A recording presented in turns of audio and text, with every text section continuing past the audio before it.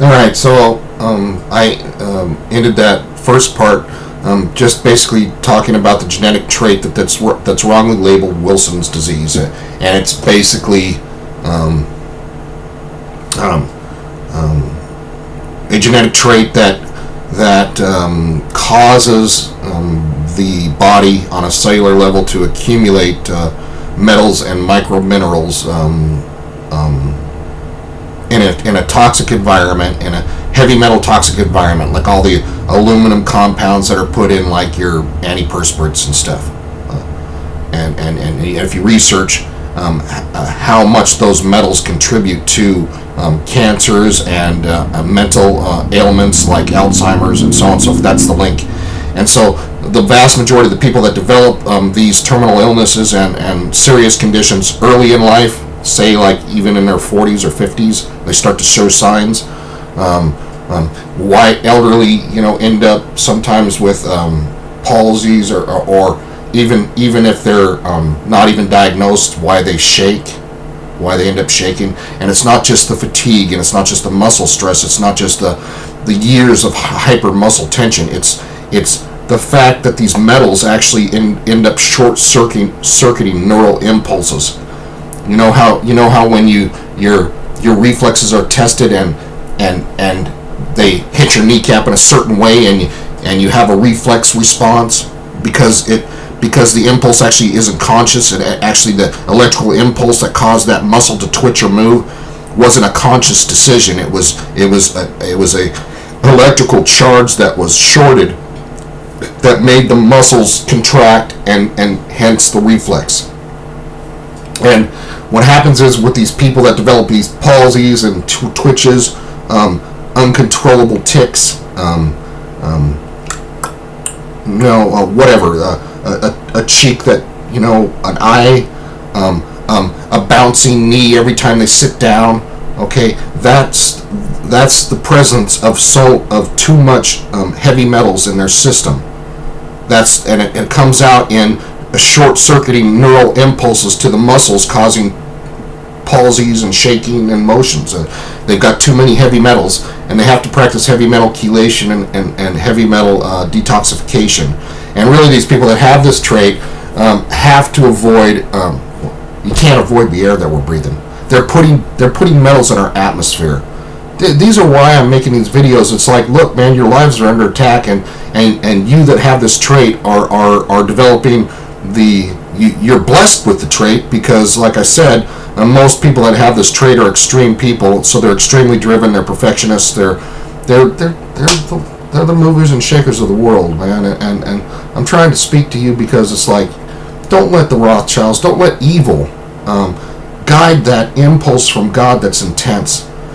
Get God in your life, Jesus Christ in your life. Ask Him to come into ask Him first of all to cleanse you, because God is holy. People that don't know God, you're separated from God, just like the scriptures say, by your sins.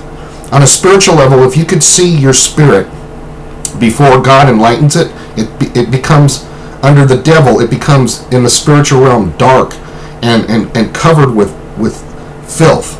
In other words, the filth is actually the sins.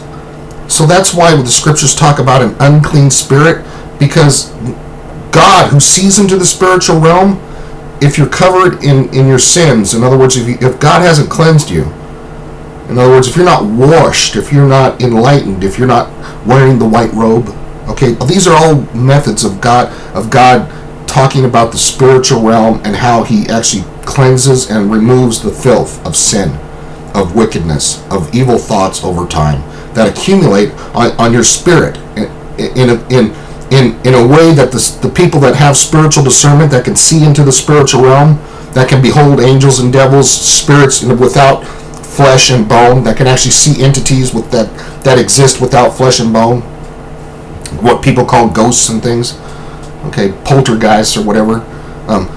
The people that can behold these spiritual phenomena actually see into that invisible realm by the gift of God, by the grace of God. In other words, some people have that ability. And when Christ comes into their life, sometimes he occasionally opens people's eyes to see into that realm. Sometimes some people have the gift where they can see almost constantly, and it's not easy for those people to bear. I can tell you, because of the times I've had my spiritual eyes open to see into the spiritual realm. So what I'm talking to you about is not just things I've comprehended from reading. I'm telling you from personal divine revelations and experience is exactly what the spiritual realm looks like. And it looks like all those imaginations. In other words, images in the brain, images that come into your head called imaginations, are not just neural electrical impulses and chemicals working in proteins in a physical world where you conceive something. No. The imaginations actually have spiritual origins. In other words, everything on earth can be divided, if you really examine it, can be divided into two categories of something good or something evil. Okay? To say that all things are good is to be in denial of reality. To say that all things are evil is to be in denial of reality. On earth, we see a conflict between things that we can categorize as good or God, and things that we can categorize as evil or devil. Okay? And that conflict is from the spiritual realm. In other words, energy that we can't really see in the physical realm. Now, to say that all things are physical is to deny reality, even from these so-called physical scientists. In other words, when you look at all things physical, you find out that they're made by all things invisible, energy. And energy is not just, unintelligible. In other words, it's not just directable,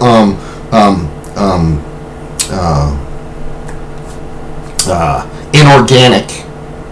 No. There's actually living energy. In other words, conscious energy, and that's called spirits, or spiritual realm.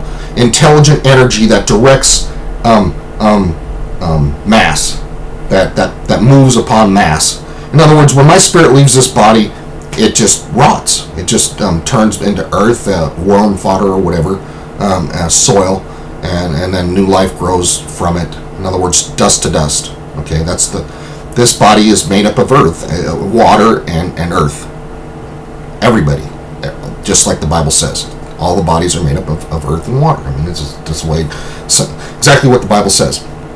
And the breath of life that comes from God is energy. It's conscious energy.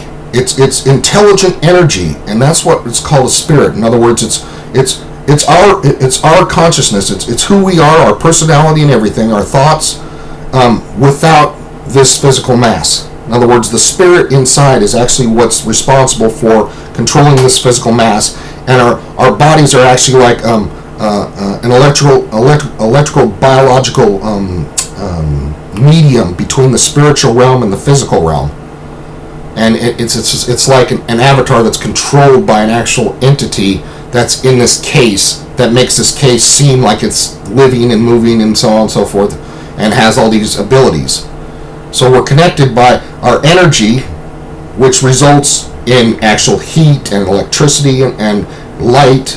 In other words, everything that God is, He's imbued in our spirit, and that fuses with our body, and that's what's actually the reality of our spirit, the breath of life from God, the energy from God, that actually gives this dirt and water what we call life.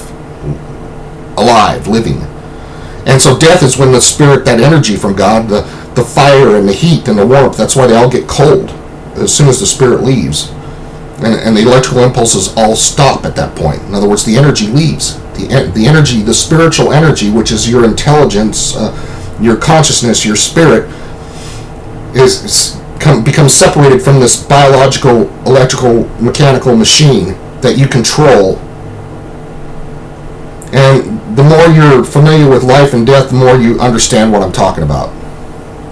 Okay, and the more you actually research these things, the more you understand what I'm talking about. But at any rate, getting back to Wilson. So Wilson's, because they've got metals in all of our hygiene products and all of our cosmetics and they're putting it right into the air and the food. All you people, brilliant people, skillful people, and I'm saying not all people that have Wilson's disease are in the highest echelons, but I'm saying that there's an astounding percentage that are. In other words, it's first of all, That means that there's far more people on planet Earth that have this trait than anyone, even the experts, are making the public aware of. Just that alone is something that public awareness needs to be done. So that's why I've been making that effort, and that's why I created the website www.blastthetrumpet.org. Because by divine inspiration, my calling is to sound the trumpet, to sound the alarm of war. In other words, to speak to the oppressed, the suffering on earth, about why you're suffering, and to say that, and to tell you that by the power of God, if you will cast off your unforeseen chains. In other words, if you don't cast off your unseen chains at this point, in the future they could very well become seen. Your children could be born into literal chains, slavery, where they work until they drop, and as soon as they drop, their life ends.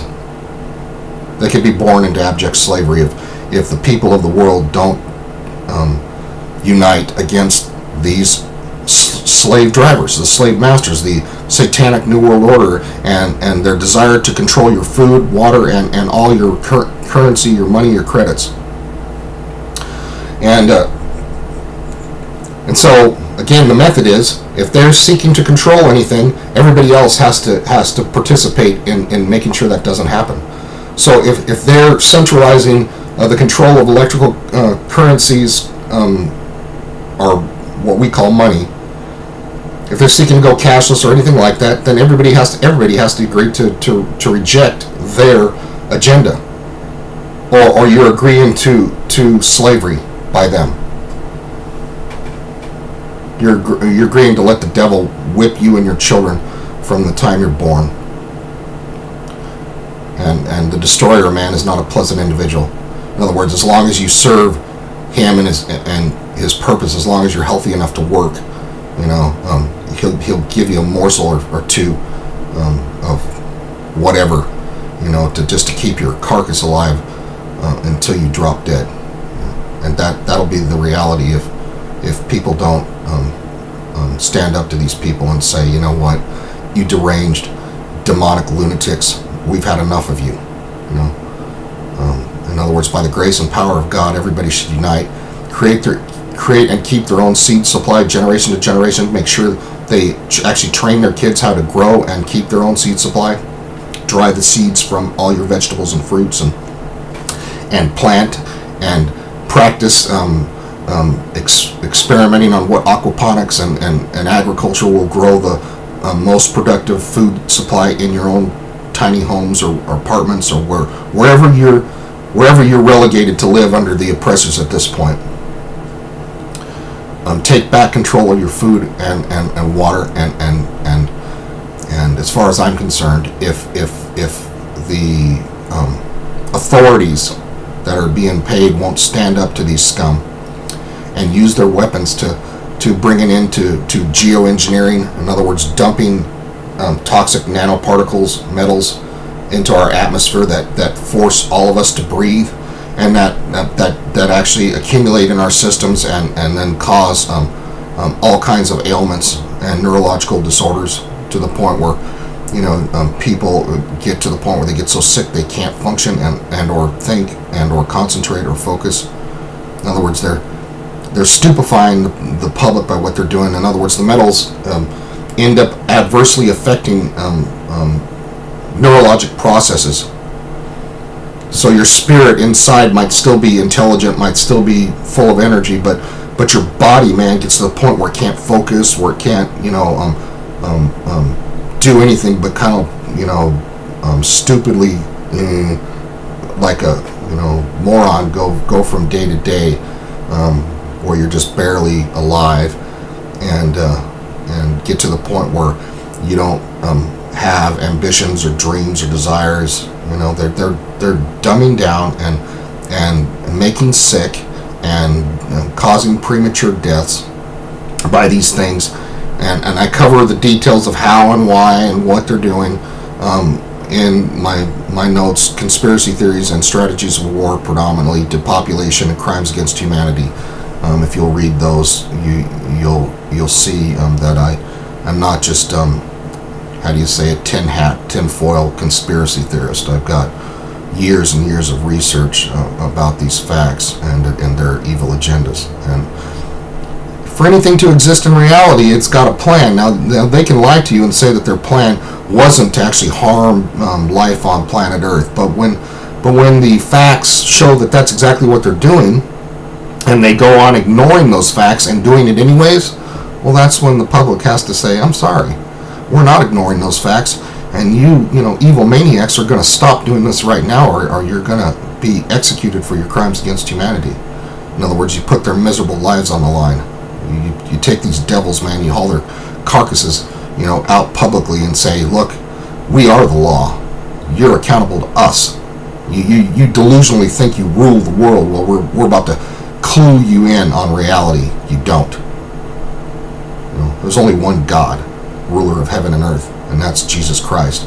And if you're doing evil contrary to his commandments to any of his people and creation, well then you should be executed for them. In other words, if you're actually causing billions on planet Earth to get sick and die prematurely, and you are, through these geoengineering processes and genetic modification, through all the toxins that are intentionally added to food, beverages, all your hygiene products, all your cosmetics products, your clothing, everything you put on your skin, and everything you ingest, man, these days, if it can be, has toxins in it, chemical poisons.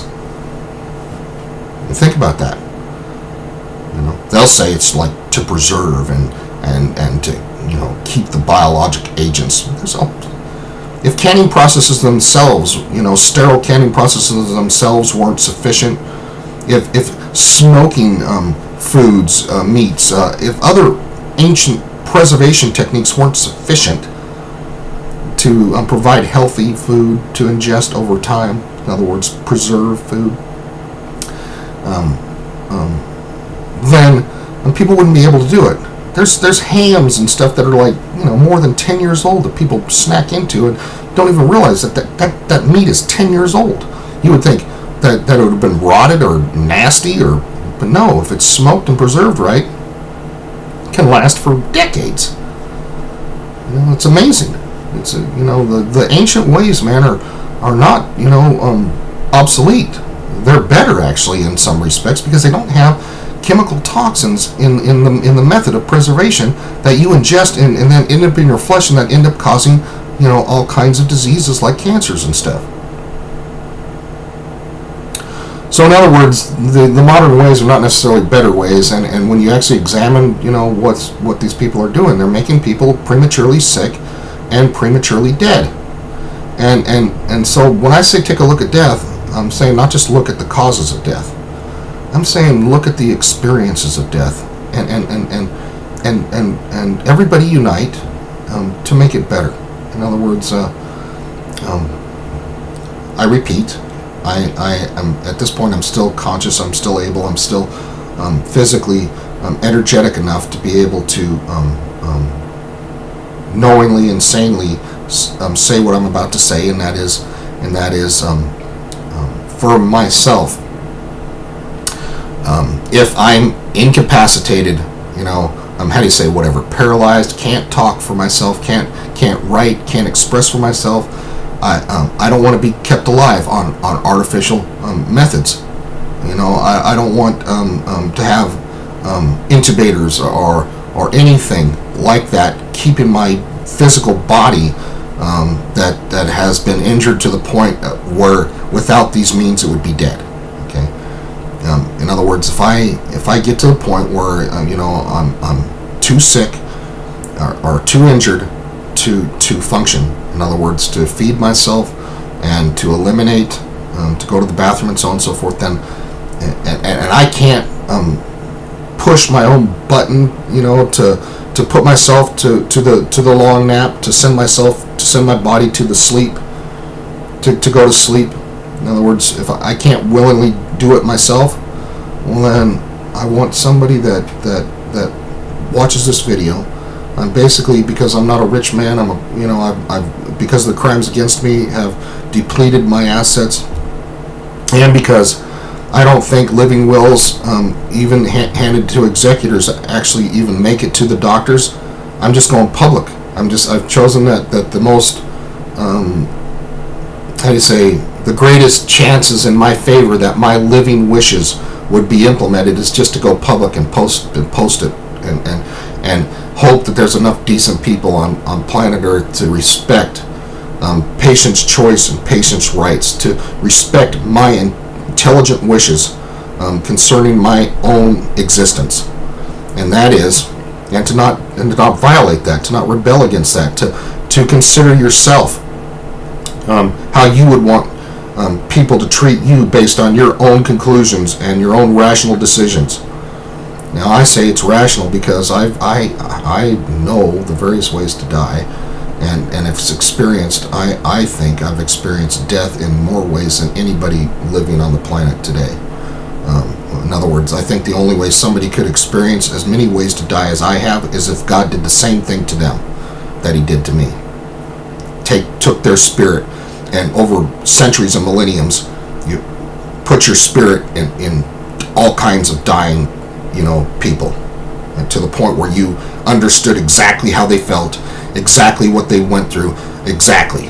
In other words, you experienced death in the almost infinite ways people die, in all these various forms and fashions.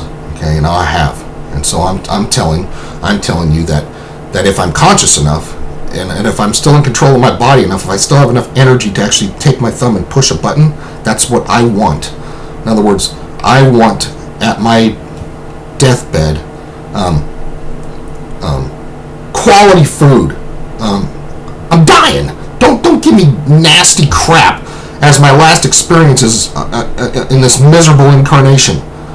Don't give me more crappy experiences. I've had enough. Okay. If I stand any chance at all of living another day on planet Earth, it's through proper nutrition. In other words, what the cells of my body actually need to derive energy and stay alive, whether it's another minute, another hour, or another day. And that means organic, if you're elderly, organic, already, how do you say, emulsified.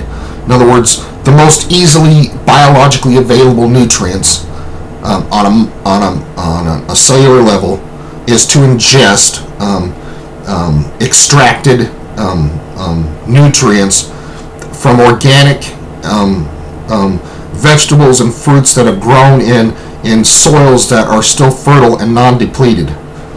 Now, I know that not everybody can afford the very best organics there are on planet Earth, but by God, I'm telling people, when you're dying, why can't we understand that everybody who's ever lived to the point where they're dying has gone through, we salute you, hell on earth.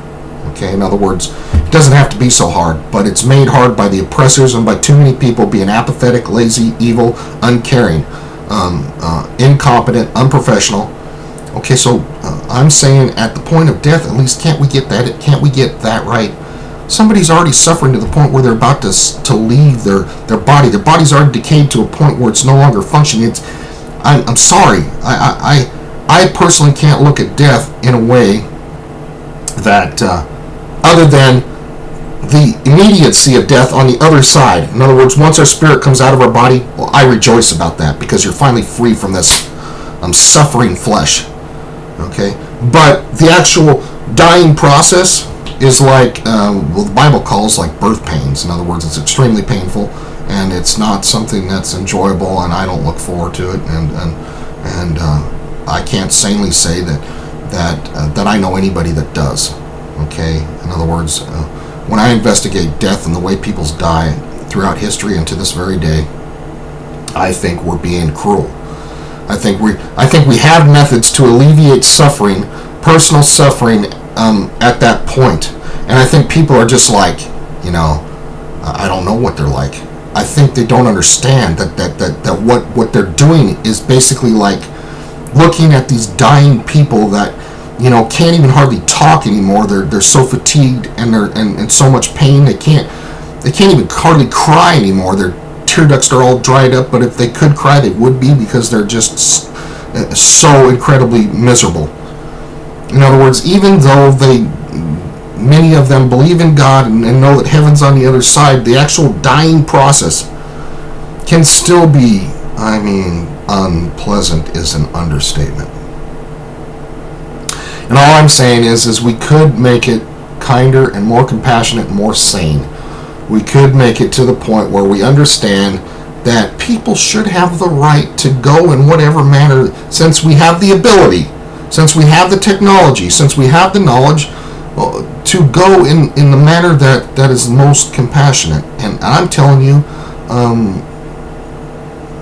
that is a pharmaceutical grade morphine overdose. Now, if for any reason morphine is, even say whatever, say somebody should, most people will go unconscious or go to sleep on as little as 10 milligrams or 25 milligrams of liquid morphine, provided they're not a drug user and not used to heavy opiates and have been overdoing it. But pharmaceutical grade liquid morphine, most of the time, just 10 milligrams or 25 milligrams, we're talking very little. 25 milligrams for sure is enough to make somebody just go to sleep, but they'll wake up. I'm saying increase that at least 10-fold, but 20-fold. 500 milligrams. 500 milligrams of liquid pharmaceutical grade morphine, okay? Something that would put an elephant to sleep. In other words, not just to sleep, but when I'm saying to sleep, I'm talking about the long dirt nap. I'm not talking about taking a little rest for about 20 minutes or a few hours or even a day or two, and then going nearly unconscious and close to death, but waking up. I'm not talking about that. I'm talking about enough of morphine to make sure people go to sleep and take the long nap, the dirt nap, the long rest until Christ calls us all into judgment at the end of time, at the end of this age of suffering and incarnation and evil. Okay, now I'm saying I want that for myself, and I'm advocating that for myself based on, like I said, a level of knowledge that I think nobody else on planet Earth has. Now, I know that sounds arrogant, I know that sounds like I'm boasting, but there might be other people that God did what I described to, but I've never met, heard, read, and again, I am on the internet pretty much every single day researching the largest database of information in the history of the world. So it's like I'm in the world's largest library, where I pick all of these specialized topics that I think that exist, that are very serious matters of life, death, and everlasting destiny, that are not, how do you say, having enough light shining on them. And the way people die, and how they're suffering and how they're treated before they die is one of them. For instance, if you can afford whatever, $2,000 to $4,000 a month minimum, you can be in a non-assisted living environment at first, say on the low side, $2,000 to $3,000 a month here in the U.S., maybe $4,000, $5,000. If it's a really nice non-assisted retirement community type thing that has how do you say, its own clubhouse and its own swimming pool and its own exercise room and its own on-staff restaurants where you can, instead of cooking or for yourself, if you're too tired, you're elderly, you're weak, but you would enjoy a nice meal, you're not dead yet, you're able to still walk and get around, and you're able to still, how do you say, function without assistance. You can get into these communities if you're how do you say, if you worked hard enough, or if you inherited money, or if for whatever reason you were good with your investments and you have enough to retire on, you can end up in a retirement community that actually is what I think everybody should be able to enjoy personally. I'm like, why not? Why does 99.9% of humanity, whatever, die in the streets, or couples get so old they can't take care of each other, so they end up in hospice or convalescent, and it's just whatever the government does to hide the reality. In other words, they don't want to see people dying in the streets because that might create such a level of discontent among the peasants that they might actually revolt again, and then all these rich people, man, end up dead, right? And it's like, so they don't let that happen. So they do just enough to keep it out of sight. And in those places, the food is just, if you can't smell it, in other words, if you try to smell the food and it turns your head away, that's your body telling you that is not good for you. It's unpleasant. It's there's something wrong with it.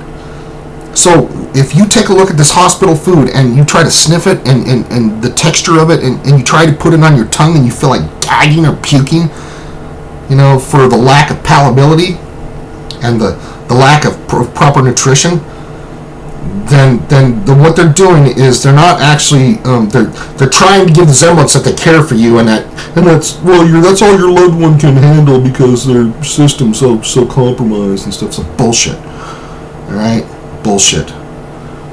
The bottom line is that the system is set up that when the suffering poor peasants of the world, the masses, get to that point that they don't want to just brutally execute them, and they don't want to just give them, the kind of compassionate care I'm talking about. So they make their existence so damn miserable, man. They die weeping and suffering. And if you have money, okay, you go from one of these sweet retirement communities where you can, keep your body as alive as much as possible through spas and through, one of the ways the body gets deteriorated is just the crushing pressure of gravity grinds the joints and the bones, and to the point where the nerves start getting exposed, irritated in the spine. Bone degeneration starts to crumble, starts to grind, excruciating pain through arthritis and through bone degeneration. Well, it's not just giving your body the necessary substances to keep the joints lubricated and the cartilage as strong and the bones as strong as possible. It's that if you have oxygen therapy, in other words, hyperbaric therapy, where your body is infused with extra oxygen, it helps the cells get the inspiration that it needs. That through the deterioration of just the breathing process, the lungs don't work as well, the circulation system doesn't work as well, and the blood is not as revitalized through digestion and not as revitalized through inspiration, and so you're dying. Okay, in other words, the cells themselves start to deteriorate, and when the cells deteriorate, that's what's actually causing aging. The cells, all your trillions of cells are not getting the inspiration they need and the nutrition they need. And so if you have technologies that replace the deterioration of the cells, you can keep your body alive and feeling stronger and more vital longer. Okay, so the rich can go through these processes, but the poor can't. And the rich can go through the spa, and in other words, water actually alleviates the pain of gravity upon your joints and so on and so forth. So having a pool or spa at every retirement community should be ubiquitously common throughout the whole world, but it's not. So all the rich have such things, but the poor don't. And so 99% of humanity suffers without any type of compassion along the dying process. And then the rich, move from their non-assisted living to well-paid and supposedly well-trained and as much as possible compassionate persons that try to make their dying process as comfortable as possible. But they still don't have the kind of comfort that I'm talking about, which is, God, when it's your time, if you know you're going to the good place, man, why are you trying to stay here so long? In other words, I've been in paradise. Okay, I have been in paradise, and the reason why people in paradise, are not stressed, they don't have any anxiety, is because once you're there, it's so wonderful. It's like nobody in their right mind wants to leave. I've been there, and lots of times it's all I can think about, especially when I'm in physical agony in my own body. It's like, oh man, I want to be with the Lord. I want to be with these loving, kind people forever. I want to be in a place where there's no more pain and suffering. And that's paradise. And it's awesome. And it's, once you've tasted it, once you've even had a visit, man, it's almost impossible not to long to be there. So I think it is impossible. I think anybody who's ever been to paradise does not want to leave, man, no matter what. Or what they call heaven, or whatever. Anybody that's been beyond and back and tasted of that, man, I think the impression stays with them, man. I mean, at least it has with me, to the point where it's like they long. So what I'm getting at is all these people fight down here to stay alive because I think that they're afraid of death, and they shouldn't be, because all the scientific evidence proves that our consciousness goes on afterwards. In other words, it's just a transition. It's just who we are just leaves this dust behind, and who we are moves on. And if you've made your peace with God, if you know God in Christ, it moves on to a far, far better place. If you haven't, now those people should be afraid of death. Because if you have made yourself an enemy of God and not made your peace with God, by the time you're getting to the point where you're breathing your last, you should be understandably terrified of death. All you have to do is on the internet research all the people that have been to hell and back, okay, to know that you don't want to go there, that it really exists. All these people, man, that atheists, man, that vehemently denied God and vehemently denied the Bible and vehemently denied the existence of heaven and hell and life after death. Scientists, man, psychiatrists, and I mean, so-called worldly geniuses that think that religion is just all nonsense. Listen to these people that died. Listen to them and were resuscitated, and how much they completely changed their worldview, man. They went from atheist to Christian. In other words, not just from atheist to theist. They went from atheist to Christian as soon as they woke up. That fast. In other words, hell left an indelible impression upon these people. And not only did they go from being an atheist to a Christian that fast, they spent time and energy thereafter, man, trying to warn people. In other words, they publicly announced that they weren't right with God, and they're doing their best to warn people that the Bible and what God says about heaven and hell is real.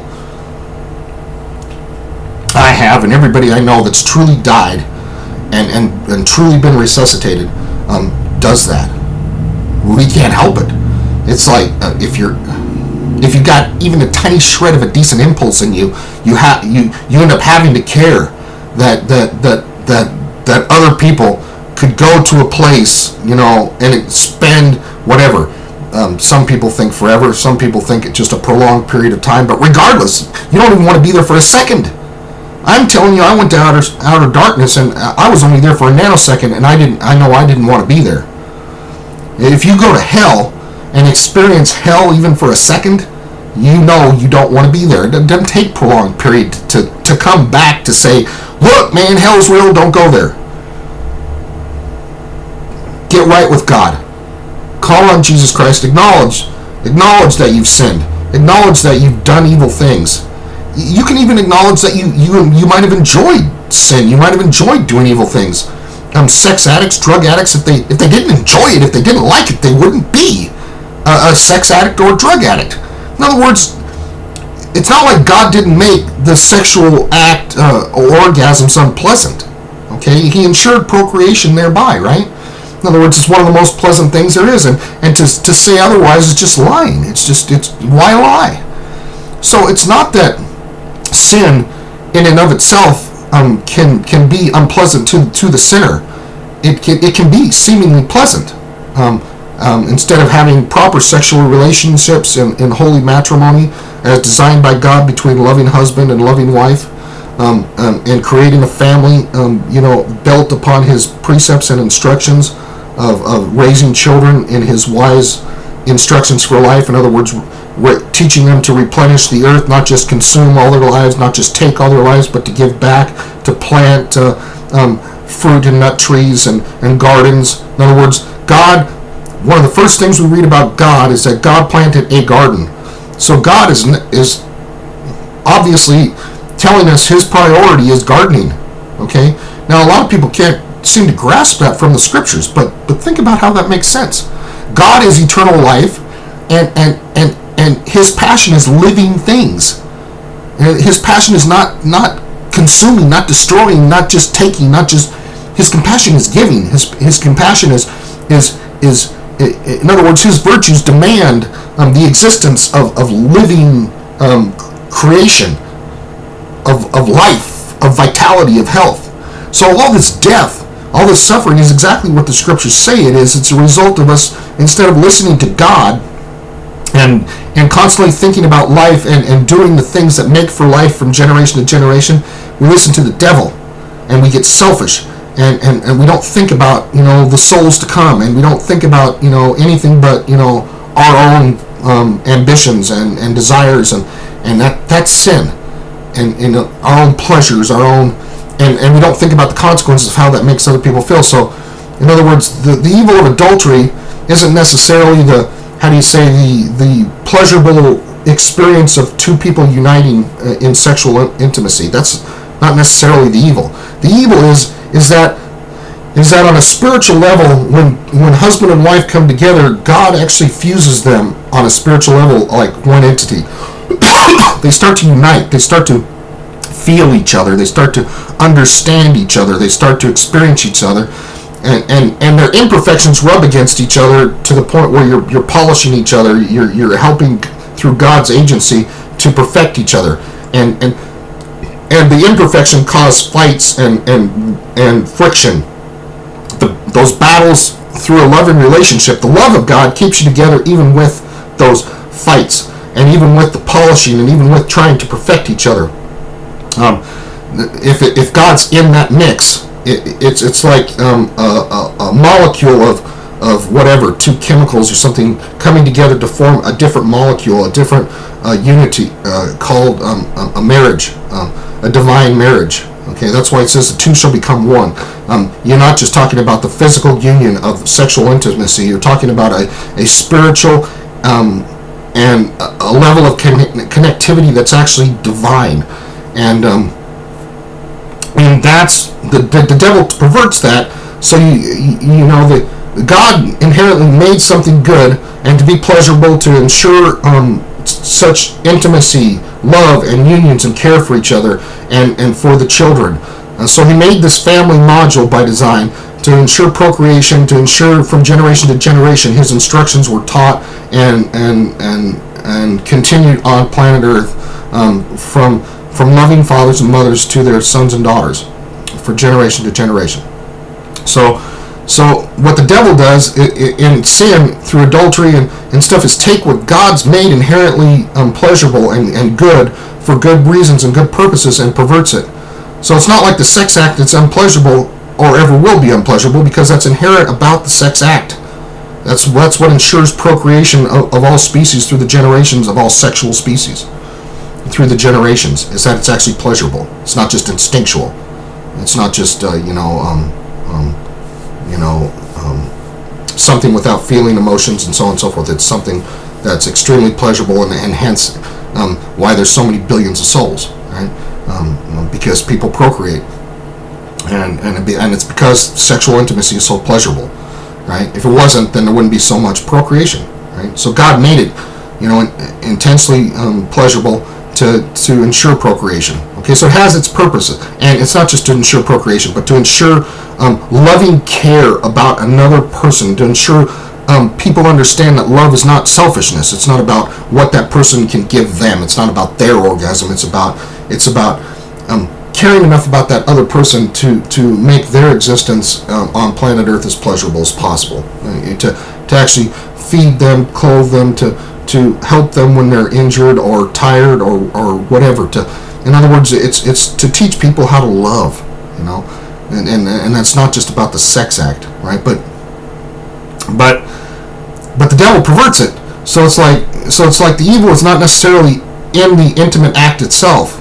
The evil is actually the fact that adultery actually attacks the divine bond between husband and wife and the family, and it destroys a divine module.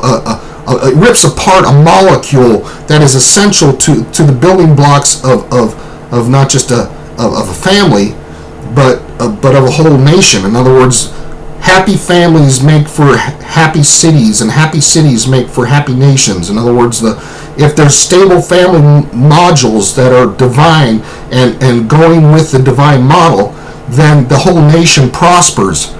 And adultery actually, it destroys not just the family module, but it's like social nuclear fission. In other words, if everybody commits adultery, if everybody attacks the divine family module, then everybody becomes dysfunctional, and everybody becomes embittered and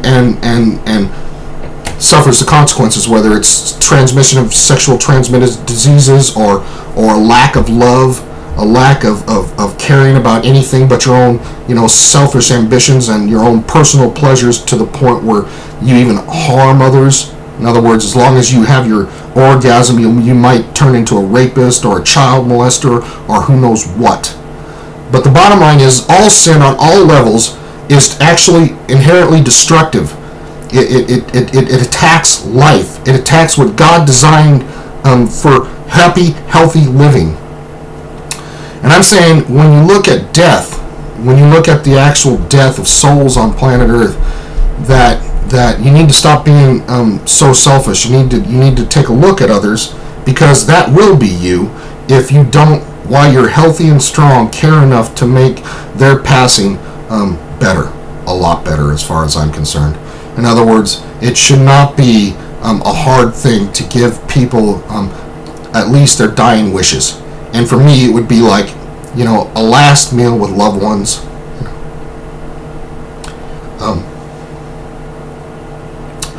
My favorite songs, whether it's praise and worship or just songs of the decades that I've lived, that I've liked over the years, because my perspective on them. Like, for instance, some people won't listen to rock music, or they won't listen to country western, or some people won't listen to anything with instruments. Everybody's got their personal preferences, but for me, when I listen to songs, I hear them through the divine. In other words, it might not have been intended by the artist. The artist might not even be, a godly person. They might have been an incredible, sinner. They might have been a drug addict. They might have been sexually immoral. But regardless, I hear a song like, "Thank you for being my friend." The artist Harrison or whatever. When I cite the music, I'm not endorsing the artist and their sins and their actions. I'm just listening to the message.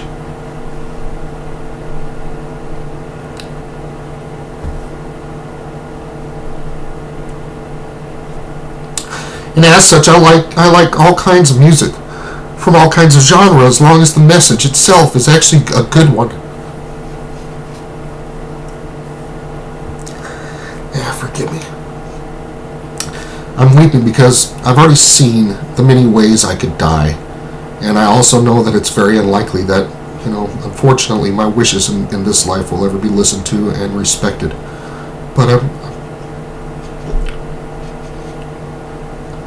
I'm declaring them anyways, because I want people to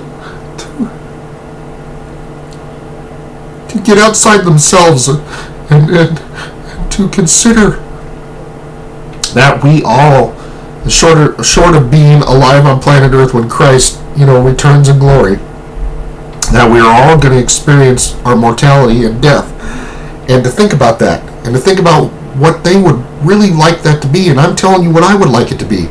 I would like it to be not such of a depressing time of such great suffering, where you're just begging God to just please take your spirit home. Okay, that might be, unavoidable. In other words, it might be something that God intentionally makes painful, like birth. because of our sins, and because we're not supposed to get so attached to this life. We're supposed to look forward to paradise and being with Him. And maybe the contrast, in other words, maybe the contrast amplifies, the departure. In other words, ascending into paradise becomes even greater and more extremely pleasurable and wonderful because of how much suffering we were just experiencing, maybe. Okay, so maybe it's all divine design that just can't be circumnavigated. But I'm saying that we have this technology, and God gave us an intellect and an ability to reason. And I'm saying, why are we not using it? Okay, why can't we have compassion upon the dying? Why can't we make health and wellness a lifelong experience where people can upgrade their living wishes, at least annually, so that we have a video record, a legal record to look at and say, this is what this person has told the entire world how they would want to be treated. And I, frankly, would like death to be like, okay, look, you're all going to die too, so don't get so bummed. It's hard not to get weepy because it is a separation, even though it's very brief separation. In other words, you're saying goodbye to loved ones, even though it's extremely brief. In other words, there's no sense of time there. So, but there is time down here, and whatever time it takes for us to actually get there where our loved ones are at, seems like a very long time to us down here, even though it's really very brief. And there, it doesn't seem like, time at all. It doesn't seem like whatever, decades passed. It doesn't seem like centuries passed. It doesn't seem like none of that passes because it's eternal. And it's hard to explain to people because there's no counting of days. There's no counting of seconds. There's no anxiety. There's no like, when will they get here? When will they get there? It's just this full assurance from God that all loved ones, all true children of God and all their loved ones will actually be there. And so they don't stress at all. They know that their loved ones are coming to be with them soon enough. No stress and no sense of time. Anyway, so I would like, for me, especially, I wouldn't say necessarily after my demise, but yeah, sometimes there's when people rest, sometimes there's still people that get together and kind of talk about them or something like that. They have, I wouldn't say a party necessarily, but a unity comes together at certain moments in life. Newborns, graduations, major events in life. Marriages and deaths, and people get together. And I'm saying, okay, at my get together, I wouldn't want people to be all bummed out. What I would like is like really good food and beverages. Okay, God gave us a garden, and in that garden is wonderful food. Things that pass the ability to describe how wonderful the flavors are. So, if people are going to drink champagne, I don't want them drinking some dry, some nasty tasting beverage that's close to vinegar for just lack of sweetness. I would want them drinking something like a sweet ice Moscato of various grapes, whether white or reds or whatever.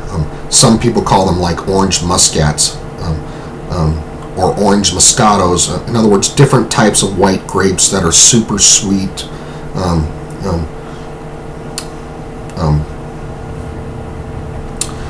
Some kind of sparkling ports or dessert wines, ice wines, things that are just like, as far as I'm concerned, heavenly. They remind me more of heaven on this earth, and there's very few things that do, but it's the intensely delicious, intensely palatable fruits and aromatic spices and botanicals. So flowers and really good food and excellent beverages and music. That I've got all kinds of music from all different kinds of genres, but each one of the music songs that I like, it's about the message that I hear through the divine. That I like Styx. I actually like the rock group Styx quite a bit. I don't like certain other lyrics. In other words, certain other lyrics I'd like to see changed. When they're talking about "Come Sail Away," instead of imagining aliens in a spaceship, which to me just is absolutely lame. All right. That it should have said, something like, instead of like, I thought that they were angels, that they just state the fact that they were, and that it was angels that took them, that ascended. Any rate, but I like a lot of their music. Fooling yourself. In other words, I like the message. It's like, get up, man, get back on your feet. Don't let the devil keep you down. I like the songs. I like even like Simon and Garfunkel, like "Bridge Over Troubled Waters." Right? Being there for others.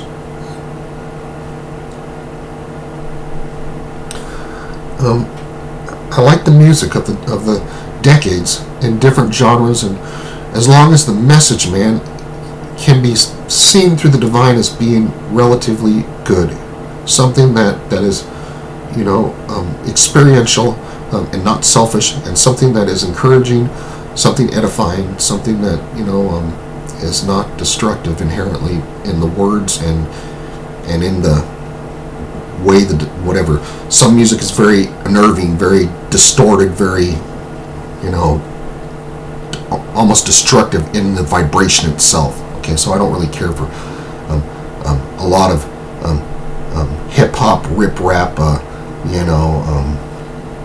calling people names and capping people, talking about the evils of mankind. I really don't like. I don't like that kind of music. I don't like the lyrics, and I don't like the actual musical notes that are just, as far as I'm concerned, rub me the wrong way. Okay.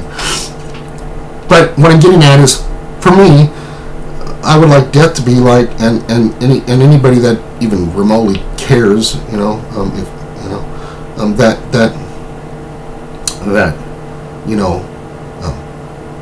that for me, I would like, we give even criminals like their final meal, right? Why can't we do that for decent people, right? Why can't we give them a really good meal? If they can still eat, and if they can't, at least, instead of all this bland, nasty crap that whether they put in their IV or they make them suck through a straw or whatever, why can't it be organic, high quality smoothies? Frankly, I don't understand why it can't be that way. It should be that way, and I want that. That's what I want for me. But most of the time, messengers from God in their own journey of incarnation, lots of times aren't listened to, and some of them are even greatly disrespected. People might even laughed at them or mocked or whatever. So I'm not really expecting anything different by me making these videos in my own lifetime. I'm hopeful. It would be wonderful if it was, but I'm saying to the oppressed masses,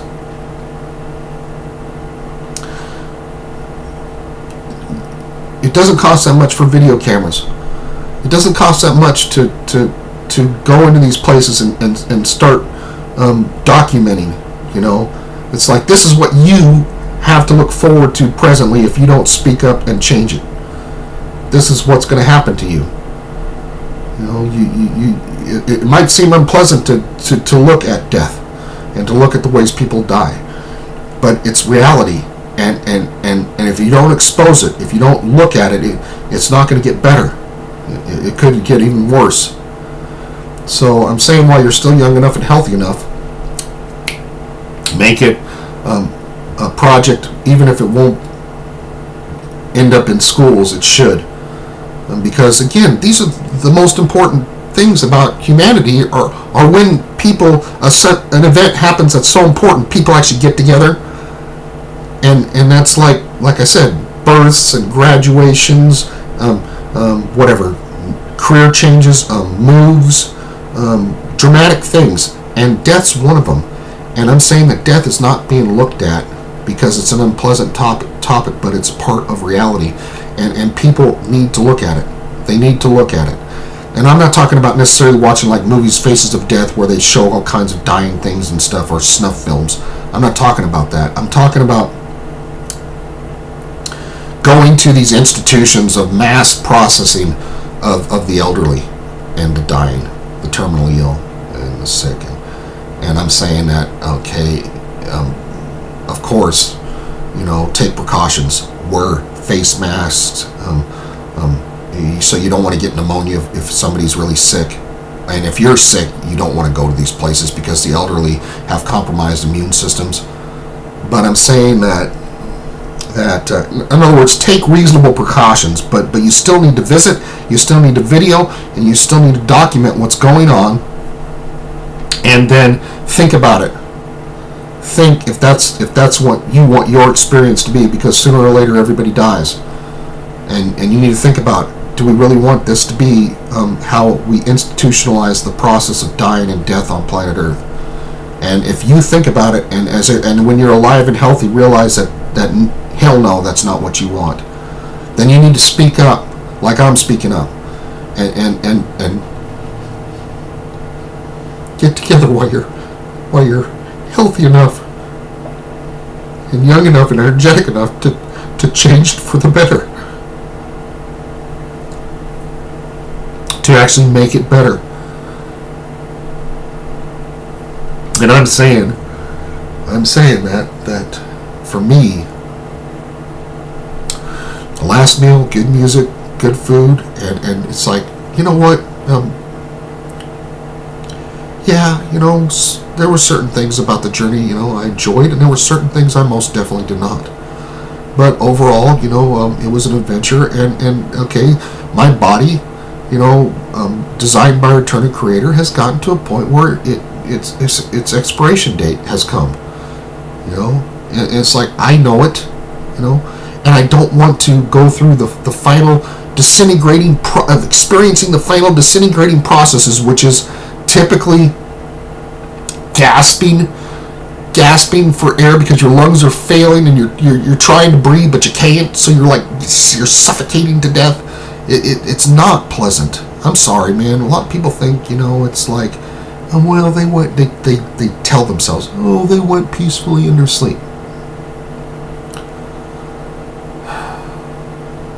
They tell themselves that because that's what they want to believe, because because the reality is something people can't psychologically face, because they know they're going to die, and they know that they don't want to go through what really happens and what really took place. And I'm trying to be as honest and as real as I can about a very serious topic that I want to see changed for the better. We have the technology, we can be compassionate, we can be kind, and we can respect individual wishes. And if somebody's terminal, it doesn't matter what they're dying of, but if they've gotten to a point where they know they're expiring and they're waiting moment by moment, like is this my last day? Is this when I can no longer grasp, one more breath? Has my moment come yet?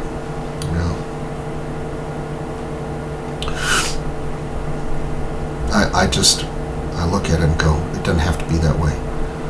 It does not have to be that way.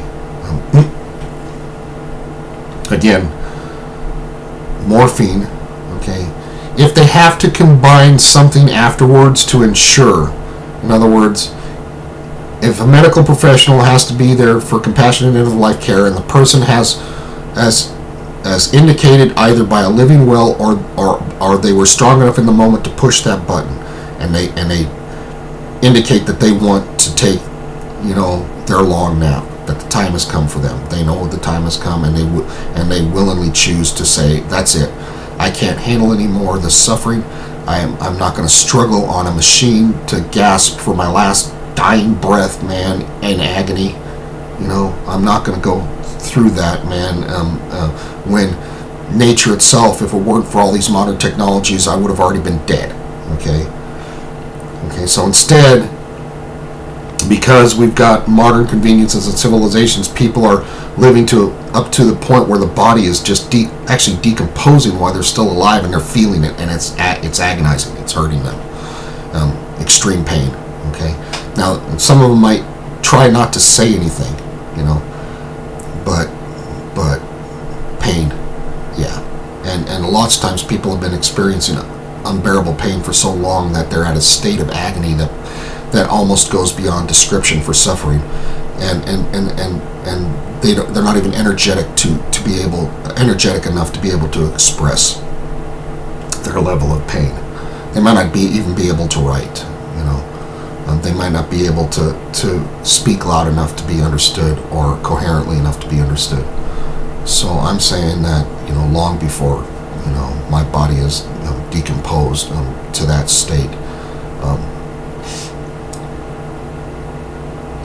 why I'm still able,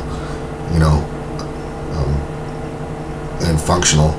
If I get to a point where I'm so weak that I can't physically take my body to a toilet on my own volition and my own energy and strength, and I can't physically, feed myself on my own energy and my own strength, I don't want IVs. I don't want machines. I don't want somebody, trying to spoon feed me or put me in diapers and wipe my ass. I don't want any of that. To me, that's just, oh my God, it goes beyond humiliating, and it's something that I don't want to put somebody else through, even if they were willing to do those things for me. I don't want to put somebody else through that. To me, I can't see that I can see that as an act of love on their part, or an act that they're doing their job that they get paid to do. That's something maybe they really don't even want to do, so they don't even do it very well. But regardless, whatever it is, I don't want to put somebody through that, and I don't want to go through that, and I know what I'm talking about, and I'm trying to be as explicit as I possibly can, because I'm poor, and even if I was rich and had an executor, there's not necessarily a guarantee that my living will, and again, this is why I'm even bringing this up, is because the whole process does not ensure patient's choice and patient's rights as it is now. In other words, when somebody's dying or in death in the hospital, there's no guarantee that their executor even gets the information to the attending nurses and doctors, or to that hospital. No guarantee. I mean, you could have set it up 20 years earlier, and the executor could be in another state. You could have moved. There's no guarantee at all that your living wishes are going to be adhered to the way it's set up right now. In other words, it should be set up that the existing global network that I'm talking about, the existing database, is updated by every year automatically, people's living wills and wishes. It's just an inherent part of being born on a civilized planet of intelligent, sane, caring people.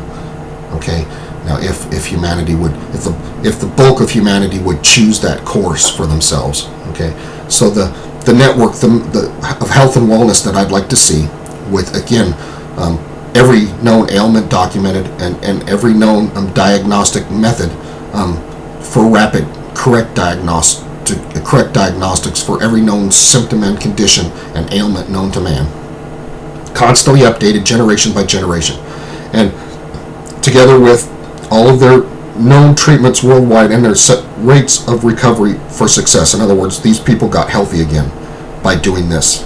Okay, and it's like that network, okay, has the people that come to these, annual checkups from the time they're born, okay, and by the time they get mature enough to make their own living will, has their video living will on file, and to the point where that network is accessed automatically anytime somebody ends up in a hospital, anywhere on planet Earth in a condition, and the doctors and nurses can see their living will in video reference, exactly who the person is, and exactly their wishes regarding a state of unconsciousness, a state of severe injury, or a state of paralysis or disability, or whatever.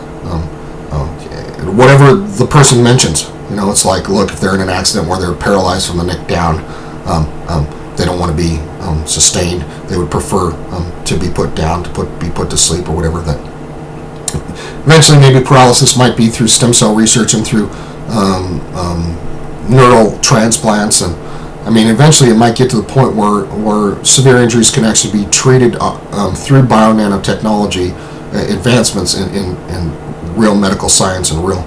So it might not be. In other words, that could change. In other words, people's living wills, by updating them at least annually, can change with existing technologies to the point where the person is given, a rational amount of information and data and knowledge so that they can choose, or if they're wealthy enough and can afford whatever cryogenic stasis for an incurable disease or ailment at that moment that they anticipate, maybe in a decade or maybe even in a century, there will be a cure for.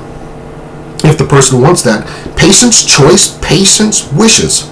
Okay, I personally don't have an affinity for corruptible flesh. I know because I know God, that in the future, if people listen to me about bio-nanotech and actually study cellular replicates and healthy immune systems, I know eventually that things like whatever hepatitis or herpes or so-called incurable infections, whatever, won't just be suppressed by natural organic food and things like that.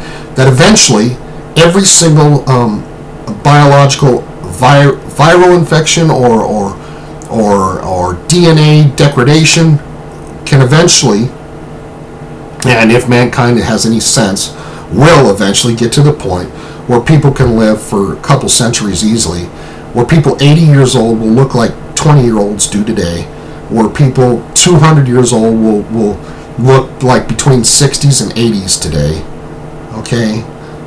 In other words, by maintaining healthy cells throughout the body constantly, all during their life, through the ability to create bio-nano replicates of healthy cells, they can prolong the body. And in other words, the body ages and dies because the cells are aging and dying.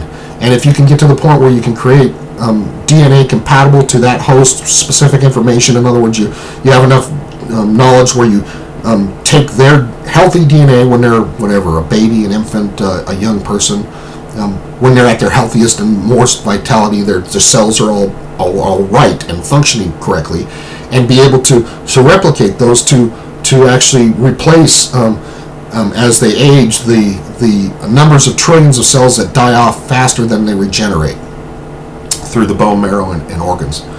In other words, they get regular injections of blood, of DNA compatible cellular replicates of their blood. In other words, it's like how do you say, doing what the bone marrow does naturally in the human body outside externally in the lab for each and every person, so that they get these immune system boosts lifelong, and that cures every ailment, that cures every biological infection, every cancer, anything that's unhealthy about the body. And by keeping it that super healthy will prolong life, technologically speaking. I know, because I know God, that will be the future if people are smart enough to imitate God and study healthy cells and do exactly what I'm saying. Get really proficient with bio-nanotech, cellular replicates, creating healthy blood that's completely 100% DNA compatible for each and every individual. And if you do that, you'll be able to cure pretty much with technology all biological infections, all cancers, all DNA degradation, all genetic, whatever they call, a loss of information, genetic diseases or mutations, or any of that. You'll be able to keep a person. Now, I'm not saying you'll be able to prolong. You won't be able to give them eternal life, but I'm saying you'll be able to prolong their years of life through living in environments highly oxygenated and like the bariatric chambers, but only whole buildings designed. In other words, their whole entire residence is designed to provide the micronutrients, the oxygen, the inspiration, pure, clean. In other words, not a tax on the body, but instead everything that just makes the cells of the body thrive and regenerate for longer periods of time. And life will be prolonged thereby. I'm telling you straight, because I know by divine revelation that is possible, and that if people listen to me, it would happen. But in the meantime, death, everybody dies, and at the point of death, why can't you make it sane? Why can't you make it compassionate? Why can't you listen to the patients and give them what they want? And I'm telling you, I don't want any of that nasty mush. If I get to the point where I can't even suck through a straw or drink, I don't want to be alive. Don't want to be alive, not even for another day. If I get to the point where I can't even drink, that means my body's essentially already dead. It means it can no longer care for itself. It means I can't consume water. Now, dehydration is an unpleasant way to go. So at that point, a person that can't drink anymore for themselves is only being sustained by either a machine or someone else prolonging their agony. And I don't want that. That to me means I'm making somebody else be cruel to me. And I don't want to be cruel. I don't want to have cruel people, that think they're doing me a favor, that aren't doing me a favor, by making me, by the foolish notion that this is all there is to their existence. And so people fear death like unbelievable. When because I've died numerous times and been on the other side, I have zero fear of actual death. In other words, to me, death is a good thing, because I've already made my peace with God. I've already made my peace with Jesus Christ. So for me, all death is a promotion to ascension in paradise, or let's just say, at the very worst, okay, if we didn't instantly get taken to paradise to be with Him, if we just went to sleep and were unconscious for a while until he wakes us up. Okay? That's still preferable to agonizing, excruciating pain and suffering and being fully conscious of your body deteriorating out from under you, and in a most horrific and painful way, to the point where you're gasping and rasping for another breath and stuff, and you can't even breathe because your lungs and all your cells, man, just aren't functioning. Where your involuntary muscles are so fatigued, where they're just not even working properly either. Where you're feeling your heart, man, struggling. I mean, I've experienced death and the nuances of it, and in many ways, and I'm telling you, not one of them are pleasant.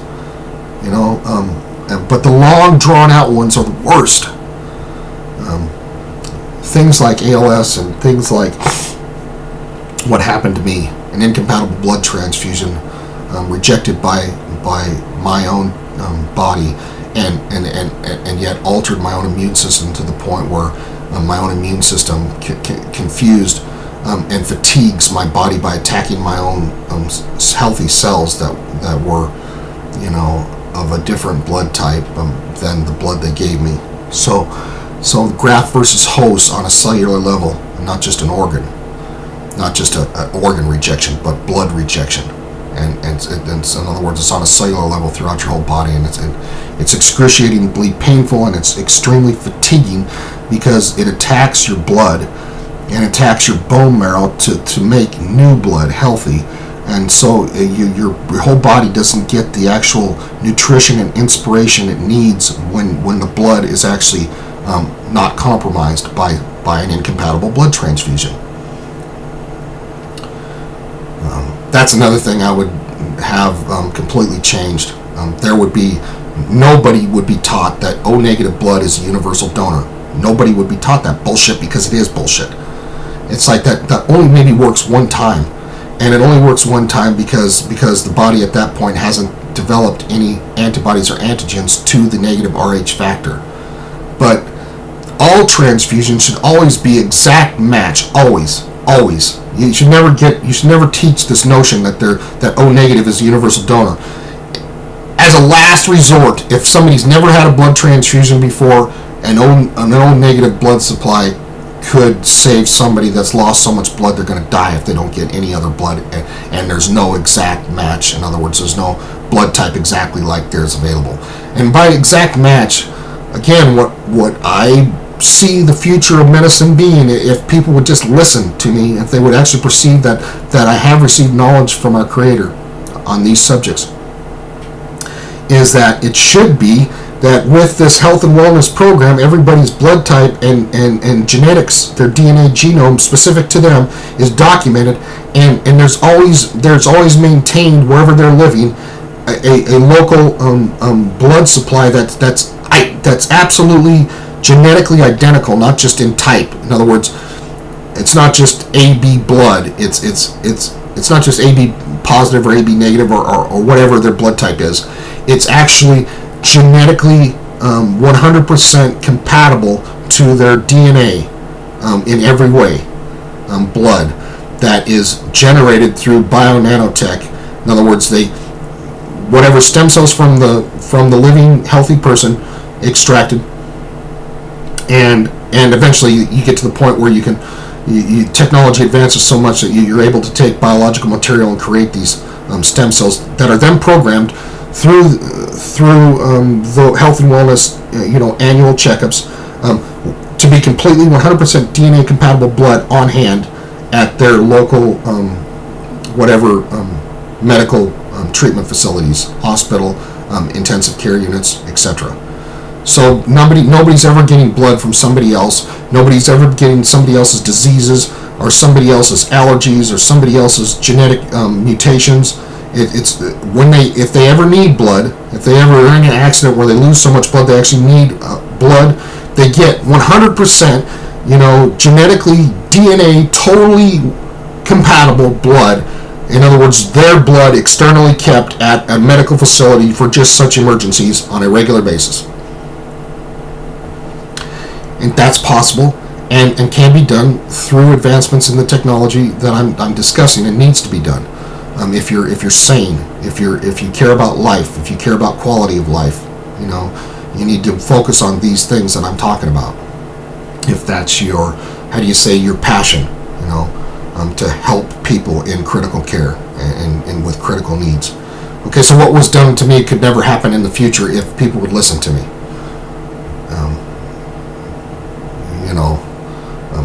Death by incompatible blood transfusion, especially an agonizing, prolonged one, horrible suffering. All right.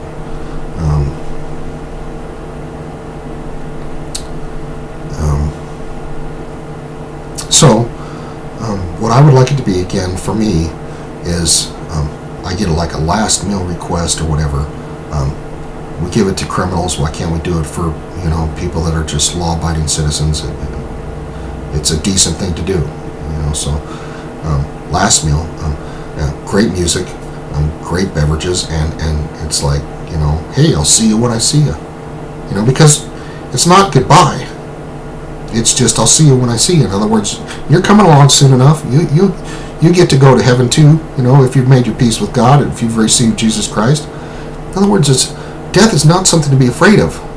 And it's this fear of death that is making people go through hellacious agony, struggling for every last breath until they gasp and gag and choke on their own vomit sometimes and feel their organs failing and oh my God, it's because I've experienced it, man, because I've not only died numerous times in my own incarnation in this body, but because I've had the divine revelations of all the ways people die. And I'm not saying all the infinite ways, but enough. Thousands upon thousands of ways that death has taken people. And people have transitioned from this world to the next. And none of them are pleasant. There's no such thing as a pleasant way. Other than, I shouldn't say none. The most pleasant way is if for some reason you, I suppose, have obtained so much mercy from God that He just takes your spirit in your sleep. Well, that's like such a blessing. In other words, you don't actually wake up having a heart attack or suffocating or your stomach fluids have come up and went down your esophagus, and so you're choking to death on your own stomach fluids or anything. No unpleasantness. Your spirit just pops out of your body while you're asleep. That is the most painless and greatest blessing from God as far as just somebody transitioning from this life into the next. But that's not reality for the vast majority, and it just isn't. It's what we all hope for and wish for and pray for and beg for almost, but it's not necessarily reality. Okay, so the reality is people die in these places or on the streets, neglected, or in their by themselves. That some of them are in such agony they'll drink themselves to death or do drugs or overdose or whatever. Okay, it doesn't have to be that way. It doesn't have to be where people are in so much agony that nobody else cares, that nobody else has even looked at it, nobody else even thinks about it, and it's like, oh man, so-and-so committed suicide or something like that, and then they're given a stigma from the rest of humanity that, oh, they were so weak, or whatever they're thinking, poor individual man, tricked by the devil to kill themselves, or whatever judgment, it doesn't have to be that way. It can just be like, death is reality, and we don't have to make it extremely unpleasant and totally negative experience. We have enough knowledge that we don't have to do that anymore. We don't have to be afraid of it. We don't have to be, taking extreme measures to prolong somebody's miserable existence, because it becomes miserable. I'm sorry. I don't know how else to say that to be real either. It's like death is not a joyous, wonderful thing, no matter how you look at it. And a lot of people don't look at it because of that. It's not a reality some people are psychologically strong enough to be able to face, because they know that's going to happen to them sooner or later. Everybody goes through it, right? And I'm saying that if you can just get strong enough, you need to get strong enough. You need to be able to take a look at it and say, you know what, I don't want that way. I don't want that for myself. And I'm saying it. I'm speaking it up. I'm speaking up. I'm saying, look, if I had my druthers, while I might be so weak that I'm getting to the point where I have to beg and pray for the strength from God just to make it to the toilet. In other words, I know it's just a matter of days before I'm not strong enough to move my body any longer, or something like that.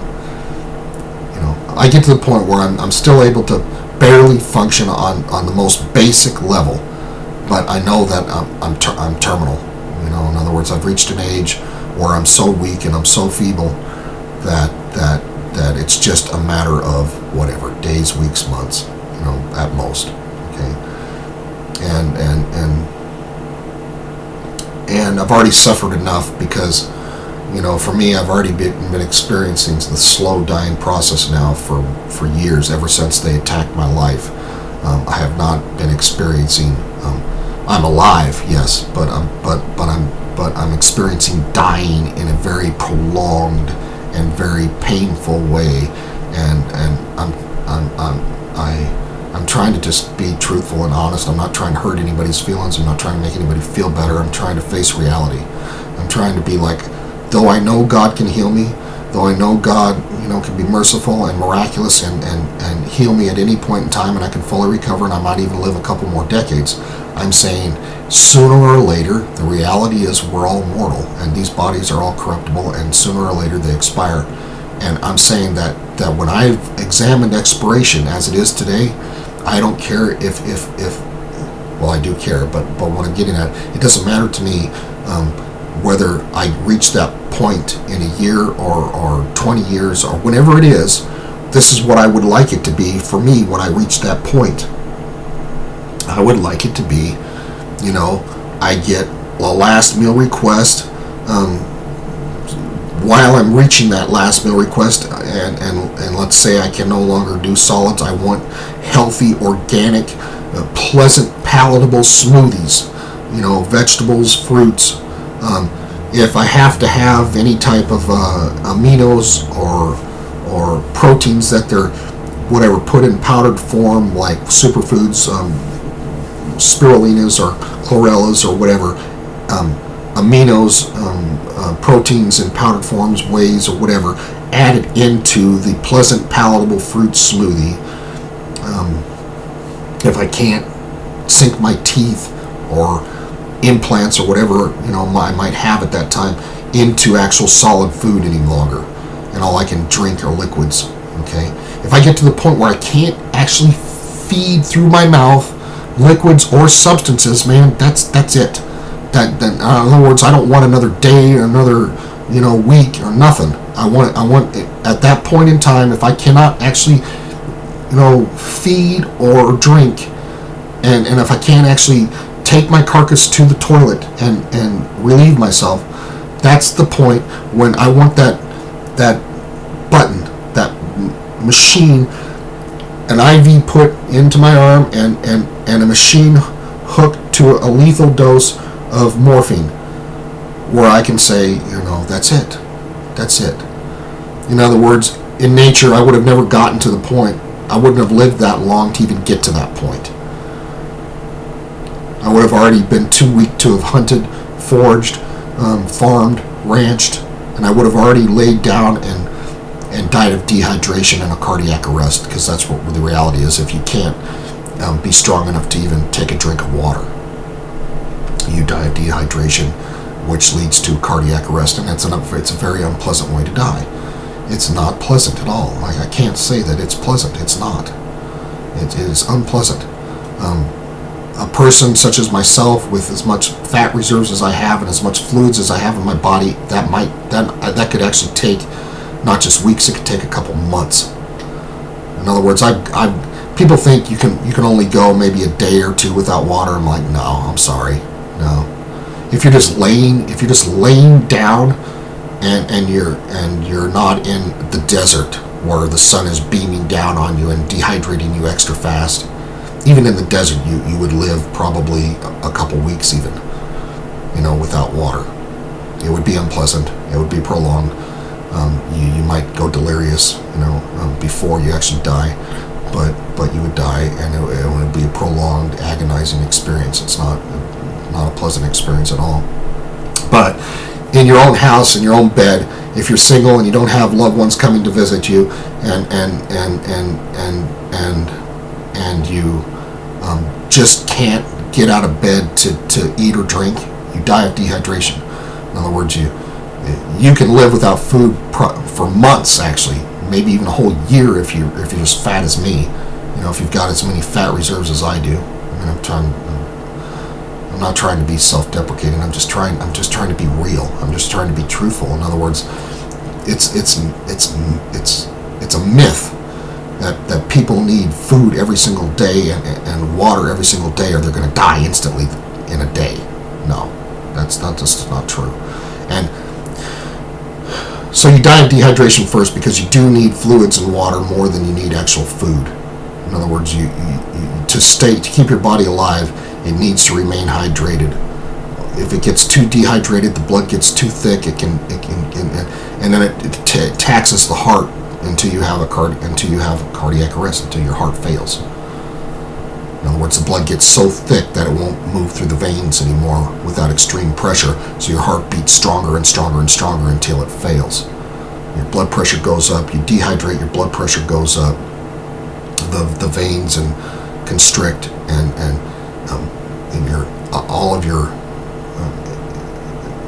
you're dying. So your tongue starts to swell.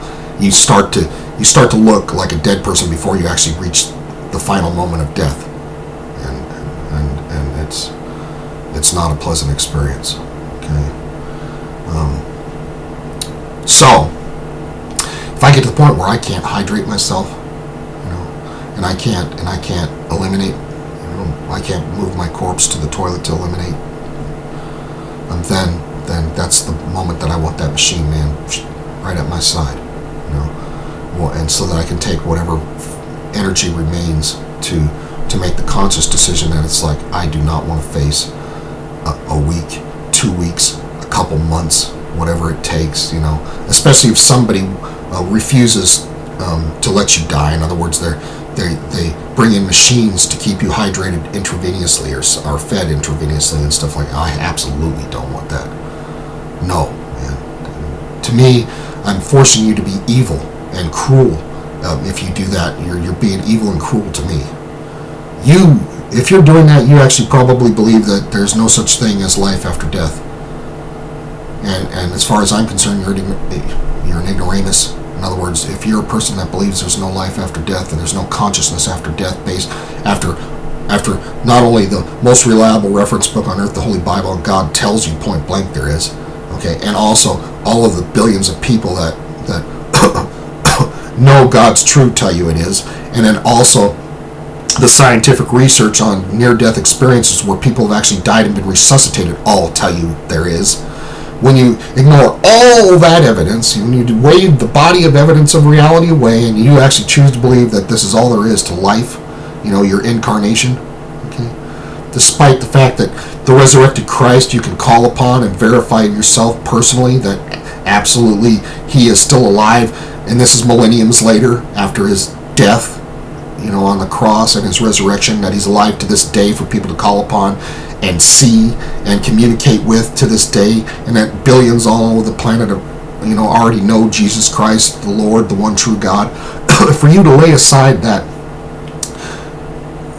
knowledge, that the most important knowledge of knowing the eternal Creator, and that he is absolutely truthful and absolutely reliable, and he's told you that those who make their peace with him, who receive him, that he gives them eternal life. In other words,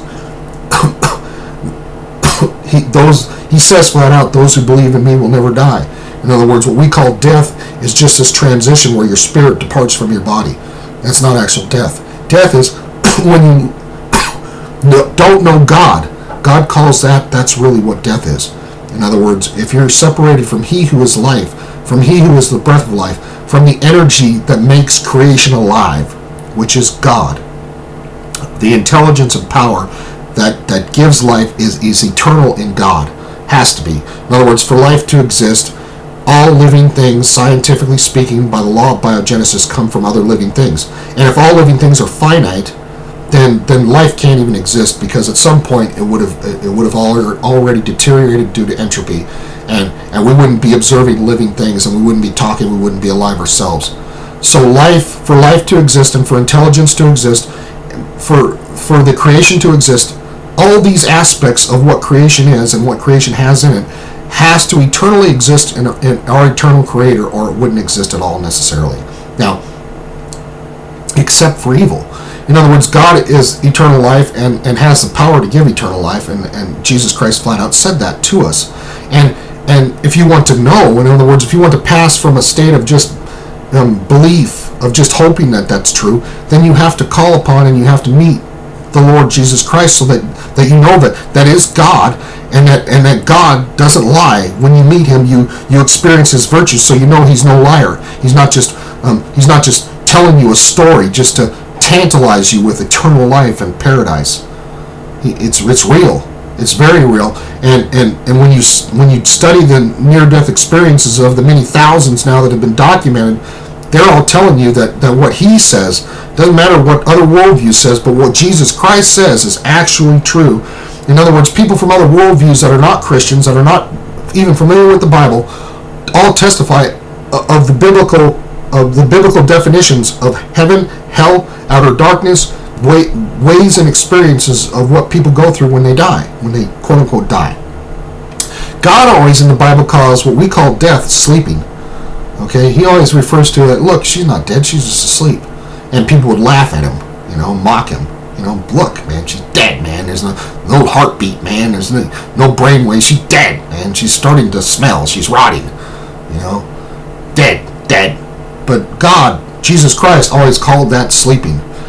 He always called death, in other words, when he spoke to the Pharisees and the religious people, he was like, you're like whited sepulchres. In other words, you're full of death. You're already dead, but you put on these robes and this show so that your graves that you're walking in, which is those corruptible, mortal, dead bodies, it doesn't have life without a spirit being inside of it. It's just dust and organic matter that looks like it's alive because there's a spirit that has light and life and electricity and all the aspects that God is. Energy, intelligent energy, is controlling this physical, these chemicals and these, what the body is made of, physical matter, and to give it the semblance of life. But the life, the actual life, is the spirit.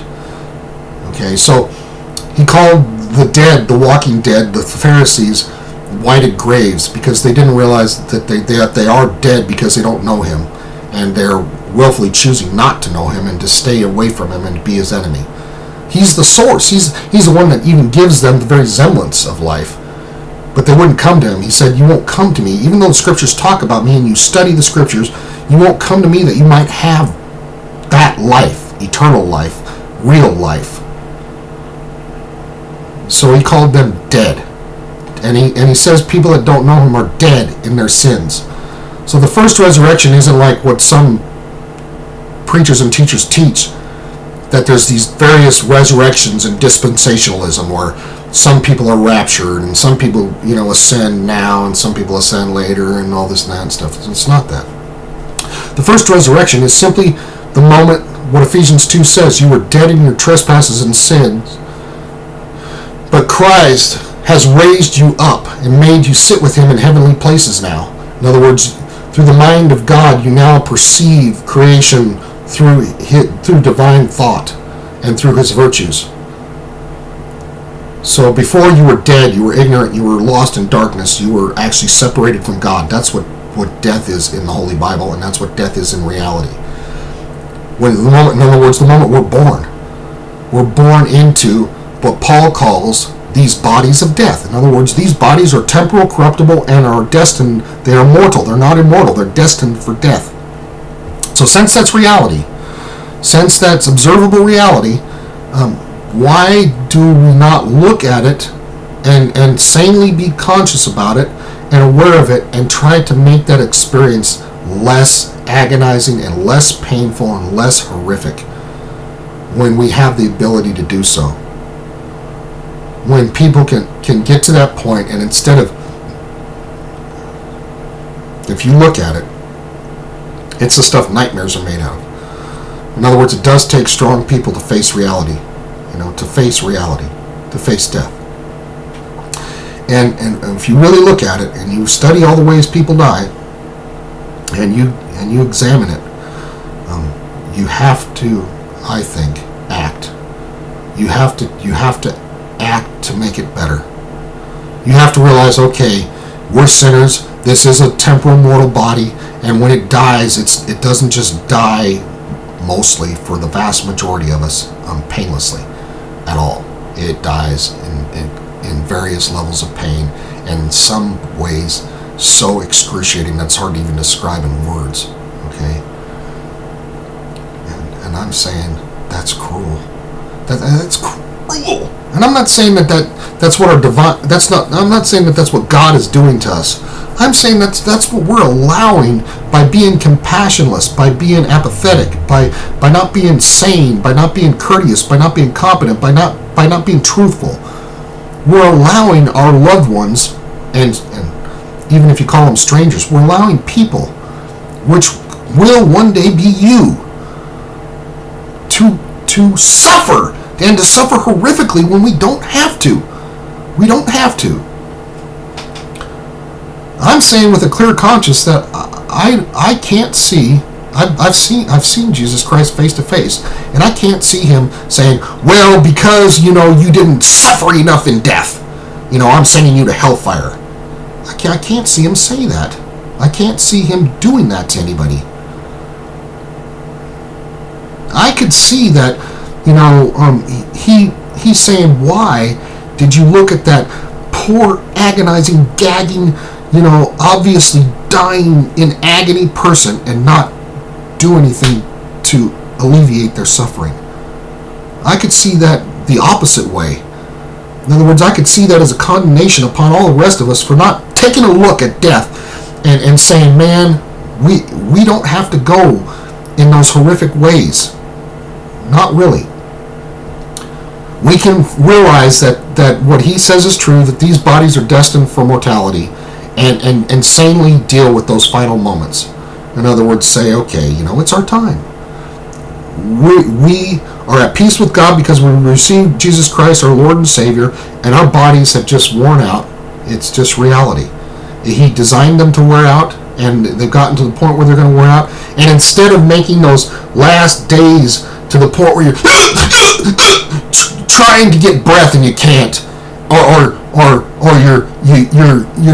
your epiglottis has deteriorated from too many times of acid reflux, and it's just actually been burned to the point where it no longer functions, and the muscles in your stomach no longer close properly, so your acids come up your esophagus. You have to sleep sitting up. You have to sleep at least a serious incline, if you can sleep at all. And even then, your involuntary muscles might cause the acids to come up and burn your esophagus as you suffocate to death on your own stomach acids, seriously burning your trachea.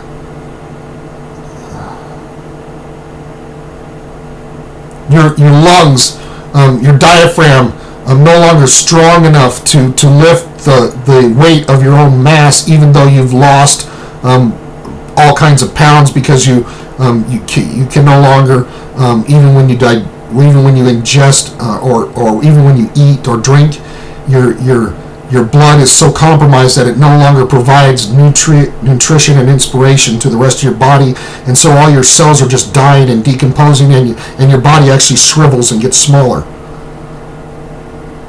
Okay, and in that process, everything is decomposing, and you're fully conscious that your organs are failing, that your joints are failing, that your muscles are failing, that your bones are failing, that your bone marrow is failing, that your blood is failing, that your body is absolutely at its final moments, and you're fully conscious of that, and you get to the point where you can't even advocate for yourself. You can't write, you can't speak, you can't convey your wishes. You can't ask if you want something to drink. You can't even ask for it, and you if you want something to eat, you can't eat it. You can't move your muscles, or you're gumming it because you don't even have teeth or whatever. Okay, I'm saying that I don't want that, and I'm saying that I think if the vast majority of people on earth looked at death, really looked at it, that they would listen to what I'm saying. That we need to change it for the better. That we need to get to the point where it's like, death is reality. God tells us we're going to die because we're all sinners and we've all sinned, and so our bodies are inherently designed to fail. They're inherently designed to die. These are bodies of death, just like the scriptures say. In other words, we're in something that's not living, and it only appears to be alive because God has given us the breath of life, the Spirit, and that keeps it warm and energized and moves it and has the semblance of being alive or a living soul. Okay, but it's really just organic chemicals that are energized by the Spirit of breath of life that comes from God that departs. And when that Spirit departs, that's why our bodies instantly get cold, because the energy has left. The life energy, the life force has left this organic matter, and so is no longer heated by it, is no longer receiving electrical pulses that control the muscles to contract or extend or to relax. The Spirit's gone. The life's gone. They're dead. Okay, in other words, the body actually is dead. It's the Spirit that's giving it life. It's the breath of life from God that's giving this body of death, the semblance of being alive. That's reality. And when this body gets to a point where it's just like any machine, it wears out, but it wears out by design. In other words, present creation, this visible creation has fallen, and so it suffers entropic death. In other words, creation itself is dying. God is eternal life. The fact that life exists proves that there's an eternal cause for it, which means there must be some being that A, is eternally intelligence for intelligence to exist, and it necessitates. In other words, life coming from all living, something living, cannot come from something that's finite living, and it cannot come from non-life. It has to come from, by the law of biogenesis, something that's living. And we know that has to be eternal, because if it was finite, at some point in time, nothing would exist. In other words, the very presence of intelligence and the very presence of life at all, it necessitates eternal intelligence and eternal life in our eternal Creator, who came and visited to earth and declared who He was, and that's Jesus Christ, the most published and documented person in the history of the world. And it's the one person everybody needs to know, because He's the one that gives you life and gives those of us who know Him eternal life. And people say, well, if it's anything like what we have here now, I don't want it. In other words, they don't want to suffer forever, right? And I'm saying, if you don't want to suffer forever, you need to make your peace with Him, because He says that He's the only one that will give you access to what we understand and connote as heaven or paradise. In other words, eternal life without suffering of any kind, without death ever again, without any kind of vice or anxiety or sin ever again. In other words, He says that being the Creator, He will perfect and make us immortal if we willingly choose to be at peace with Him, if we willingly choose to turn from evil thoughts, words, ways, and deeds, and turn to Him and say, I don't want to be evil, I don't want to think evil, I don't want to speak evil, I don't want to do evil. You, my Maker, Lord, and Creator, perfect me and make me inherently good like You, righteous, holy. Transform me to be like You. Okay, and we have to rely on our perfect Creator to do that, because if we had eternal life ourselves, we would be Him. If we were perfect ourselves, we would be Him. We're not Him. So we have to rely upon Him in order to make that happen for us. And that's why, when He says, I am the way, and you can't get there any other way, because He is the one true and only God. He is the one. You can't get to God any other way, because there's no other God. He's the one true God. There's no other. And if you try to get there any way, He calls you a thief and a robber. He's saying, I'm in control of my creation. I'm the eternal Creator, and you're going to come my way. In other words, you're going to willingly choose to be good, or if you don't, you are not going to be among those that do. In other words, He's given everybody the free will choice. It's like, look, I put before you heaven and hell. I put before you good and evil, and you, with your own free will, have the choice. Do you want to be an angel, godly, a god, or do you want to be evil, a devil? And if you want to be evil, in other words, if you want to harm the angels, if you want to harm children, if you want to harm the creatures God gave life to, if you want to harm, God is saying you will not be able to. At some point in time, I'm giving you this brief incarnation to come to your senses. I'm giving you this brief journey of incarnations to realize there's good and evil, and to experience both, and to make your free will choice of what you want to be. And if you choose to be an evil devil, He's saying that I will confine you. In other words, at some point in time, your existence when you die is going to be, your spirit, your evil dark spirit will be confined and no longer able to work evil in His creation or harm innocent creatures. And you definitely will not be given access to paradise. In other words, there's nothing evil in paradise. There's nothing dark. There's no entities that torment. There's no entities that lie or deceive or hoax.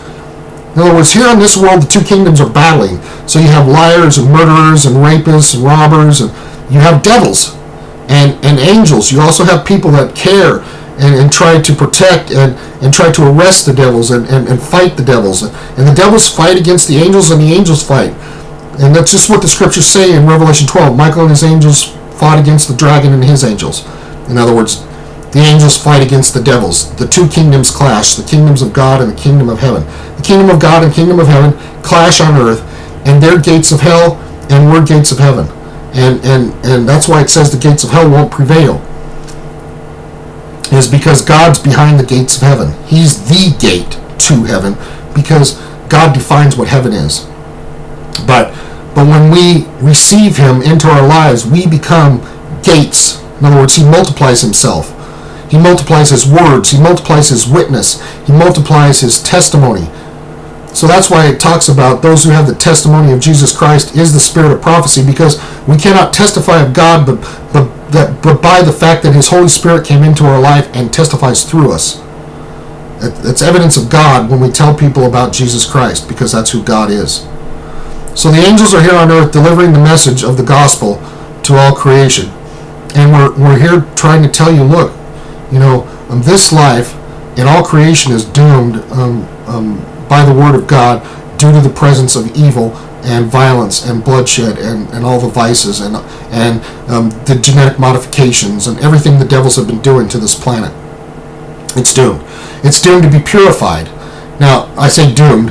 Well, the doom is to them. In other words, they're going to be turned to ash. The fire is going to consume them, and their dark spirits will be confined in the lake of fire according to the word of God. In other words, because they, with their own free will, decided that they wanted to actually torture other people, rape other people, murder other people, that's their punishment.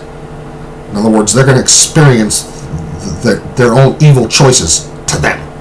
They're going to experience the consequences of their own created evil free will to them as punishment. In other words, they're going to know the evil that they created. They're going to know the evil, the suffering that they sought to inflict upon innocent men, women, and children of God. The people that choose actually to be kind to each other and loving to each other and compassionate towards each other. Those people are not ever in eternity going to suffer at the hands any longer of those wicked devils, murderers and rapists and child molesters. And so all of those wicked souls, devils, are going to be confined in the lake of fire, just like God says. In other words, it's prison. It's like, look, the breath of life from God is a gift. It's a gift, and he's telling us that he can destroy both body and soul, that breath in hell. In other words, he has the ability to eliminate, and that's probably ultimately what happens with the lake of fire. It probably consumes all wicked beings and puts an end to them, probably. In other words, it says the smoke of their torment ascends up for forever and ever, but if you look at the language, it's like age after age.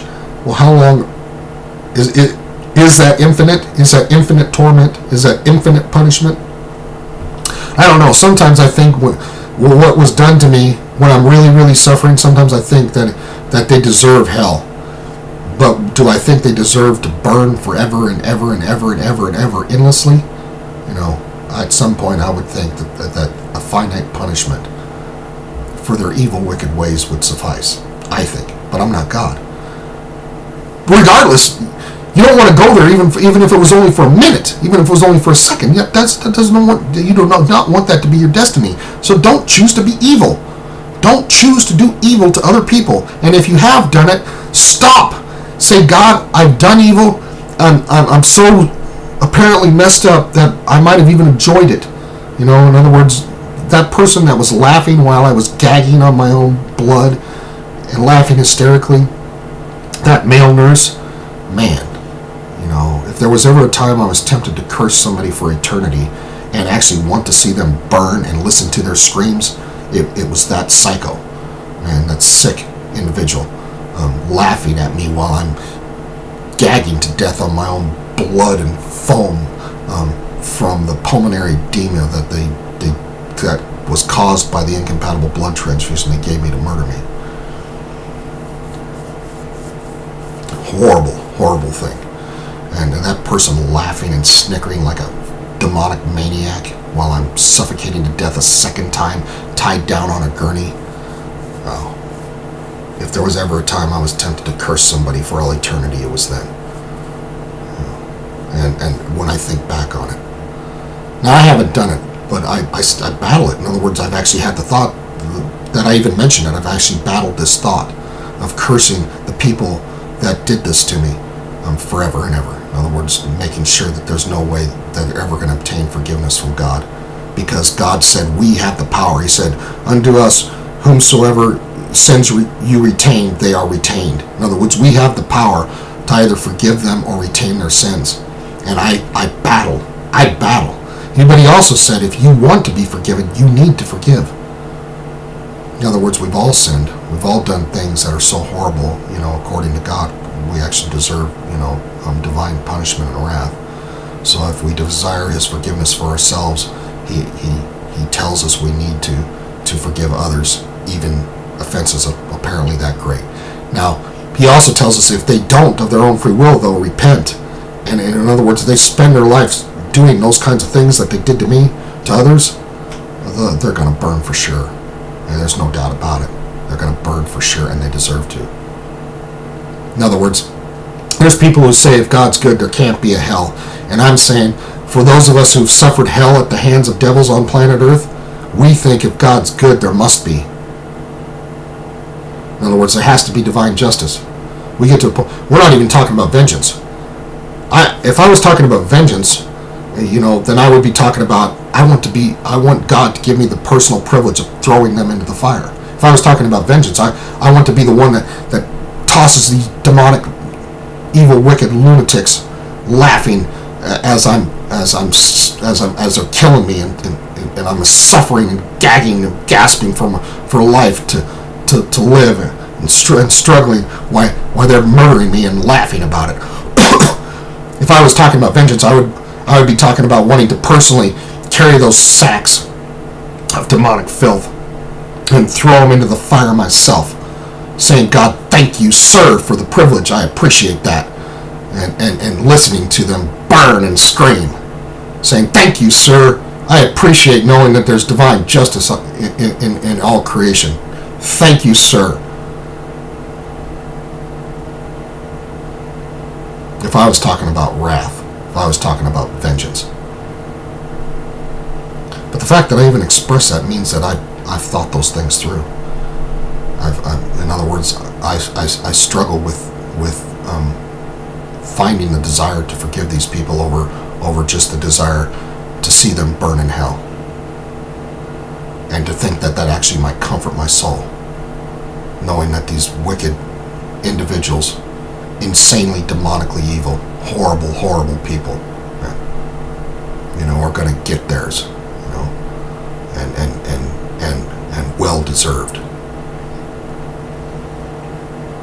Like my ex-wife, horrific individual. I think, in other words, what my ex-wife did to me, the layers of evil that she planned, plotted, and implemented and did to me, so wicked that I have referred to in other videos as Satan's sister. In other words, she's not just a little minion. She qualifies as being on par with being the kind of psycho, the kind of evil, the kind of deliberate, deviant man that is in the devil himself. I think she actually knows that hell is real, and I think she's now terrified of burning there, and she should be, because if she doesn't tell the truth, and I've said this flat out, this is something that I say from the divine, that if the people that did these things to me do not face consequences in this life, they will face eternal ones. And if she doesn't tell the truth about all the evil she did to me, the poisoning, the conspiracy with the doctors and nurses, if she doesn't go public before she dies and tell the truth about those things, then she is going to be absolutely positively terrified as she gets closer to her final moments, certain that she's going to burn.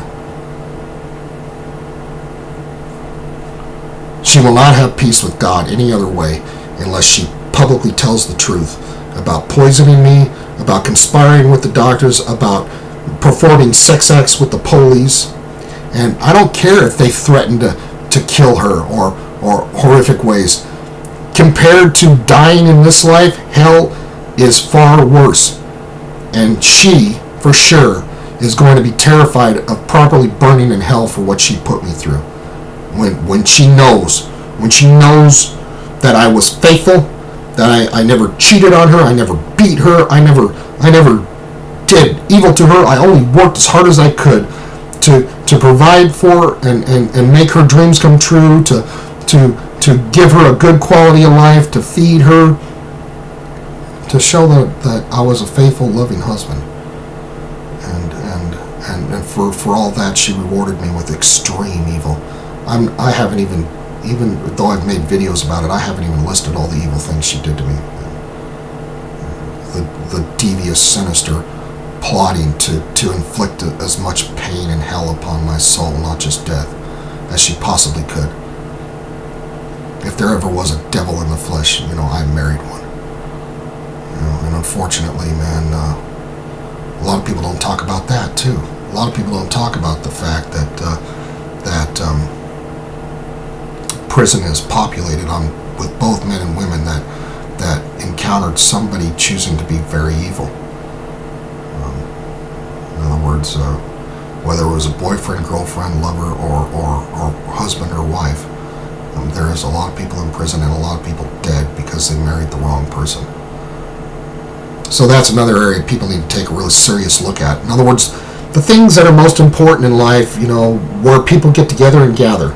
Births and marriages and graduations and significant moves, significant career changes, and significant worldview changes, like when somebody actually gets enlightened by Christ, and like death.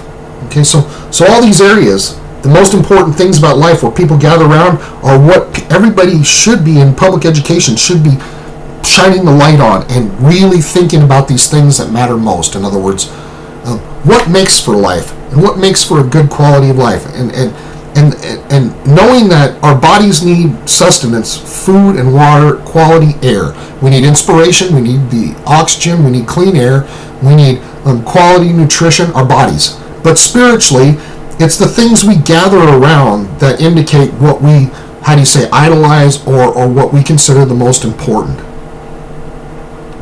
And it's those moments in life that we need to seriously focus on, that I think public education is completely ignoring. And I wish it wouldn't. Again, when I'm talking about these things of advocating for health and wellness, I'm talking about implementing lifelong changes in these areas that focus on the things that are most important to people and change them for the better.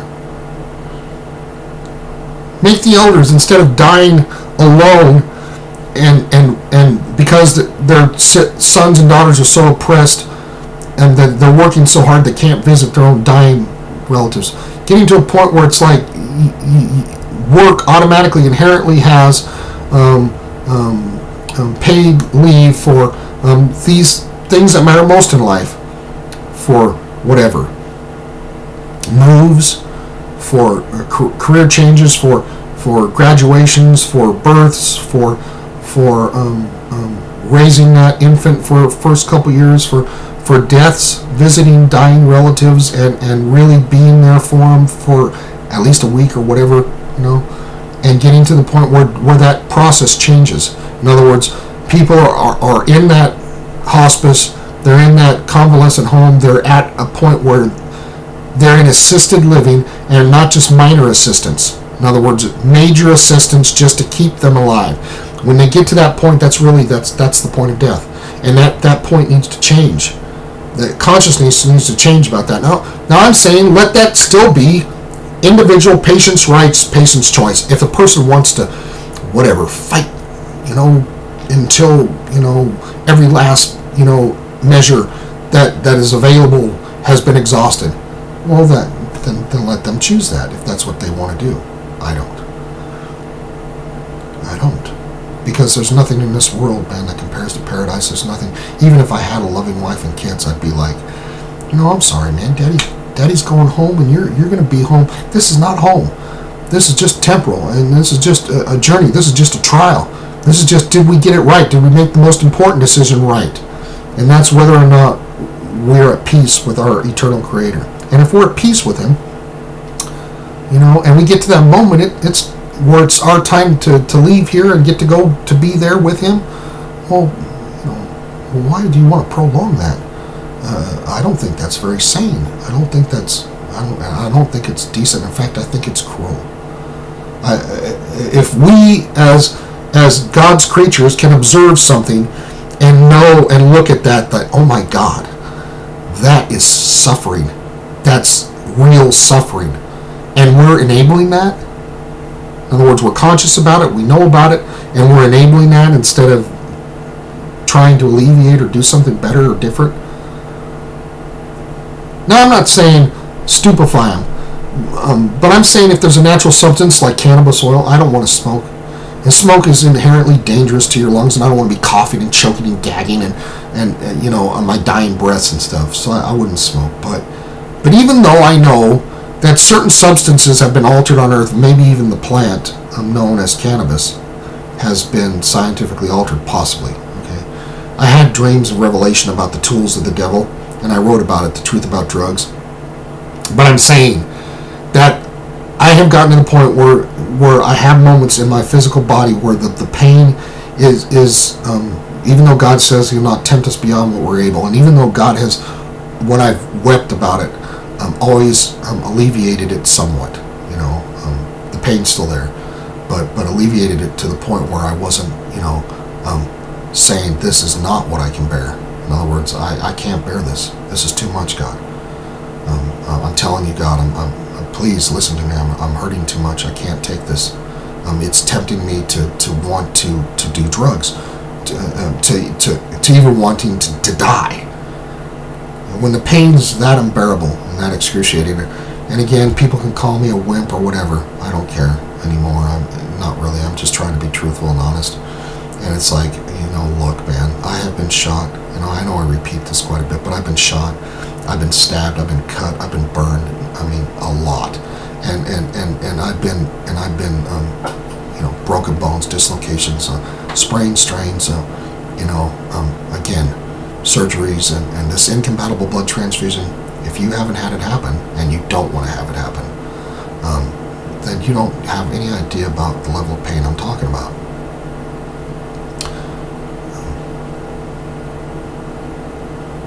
I know pain.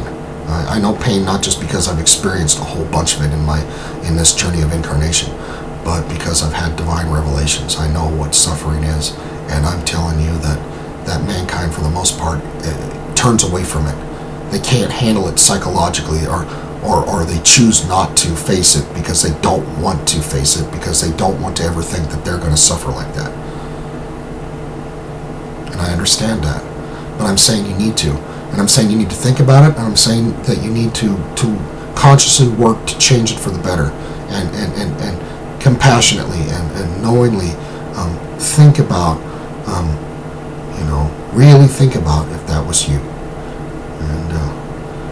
And instead of going through these measures that only make the person suffer worse, instead of come to the point.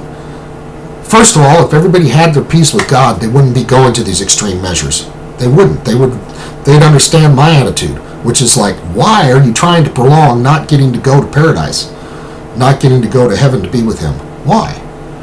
And I mean, a lot of people say, well, because they love their wife or their husband or their parents or their grandparents or their children so much that they don't want to leave them and make them sorrowful. It's like, I'm sorry, that's inevitable. You're going to leave them sooner or later, and they need to face that reality that they're going to leave their loved ones sooner or later. In other words, and it's not very long. Our journeys of incarnation are not even a blink of the eye compared to eternity, so it's very brief. So really the pain and suffering down here of departed loved ones seems long, because our journeys are so short that even a brief period of time, like a decade or so, seems like a very long period of time, because our incarnation by design is very short. In other words, all that we're here to do, really all that we're here to do is God planted the garden and He said take care of it. So the primary purpose during life is not any of the things that mankind has been distracted by the devil to do, but it's about gardening. It's about stewarding the earth and about replenishing it, about planting fruit, nut, Um, Vegetables, gardening, keeping the seed supply as pure and as healthy as possible, organic heirlooms, as pure and as undefiled and as uncorrupted and as unmodified as possible, and about making sure the soil is increasingly replenished with nutrients. And I'm not talking about artificial chemicals and toxic fertilizers. I'm talking about, taking all of the organic waste from humans primarily, and learning how to make to compost that, and advising humans to stop ingesting so much of these chemical toxins from the devil's manufacturing them, and saying, recognize how evil, why God says the druggists and the pharmacists are thrown into the lake of fire is because they're poisoning the world. They're poisoning you, and when you excrete, you end up poisoning the planet. You're causing the whole earth to become toxic overload, and you're starting to set off extinction events in the oceans, and biological organisms, not just the single cells, but multicellular organisms are becoming more and more poisoned and toxic, and extinction events are already underway due to the toxic overload of planet Earth. In other words, devils are killing off life on Earth at an alarming rate, and everybody is enabling them to do it by not standing up to them. We need to stand up to them in the methods that I'm describing, and forcefully unite together and say, we've had enough of you sick, degenerate, depraved, evil people that are more concerned with pieces of paper with ink on it than life on planet Earth. We've had enough of your sickness, your depravity, your degenerate behavior, your greed, your oppression, your delusions of grandeur, your tendency to destroy and kill us and everything else that's living on planet Earth. And modify all these areas. Change it for the better by uniting and making it happen. By enough numbers get together, and even the most depraved lunatic will understand that if they don't change their wicked ways or stop what they're doing, that they're going to be executed by the sane majority that says, we've had enough of your crimes. Just like God is going to incarcerate you, you are under arrest. In other words, if you genetically modify the planet and through your chemicals, your herbicides and pesticides, kill off the organic food supply like you're doing, and in order to replace it with this toxic food supply that shortens lifespans on Earth like you're doing, if you commit crimes against humanity, I don't care how large your organization is, I don't care how profitable your organization, I don't care if you have idiotic minions that you've bought and bribed in politics to allow that type of insanity. I don't care, and the rest of sane humanity shouldn't care. The rest of sane humanity should say, you know what, there's certain things that you have to stop doing your daily, rituals.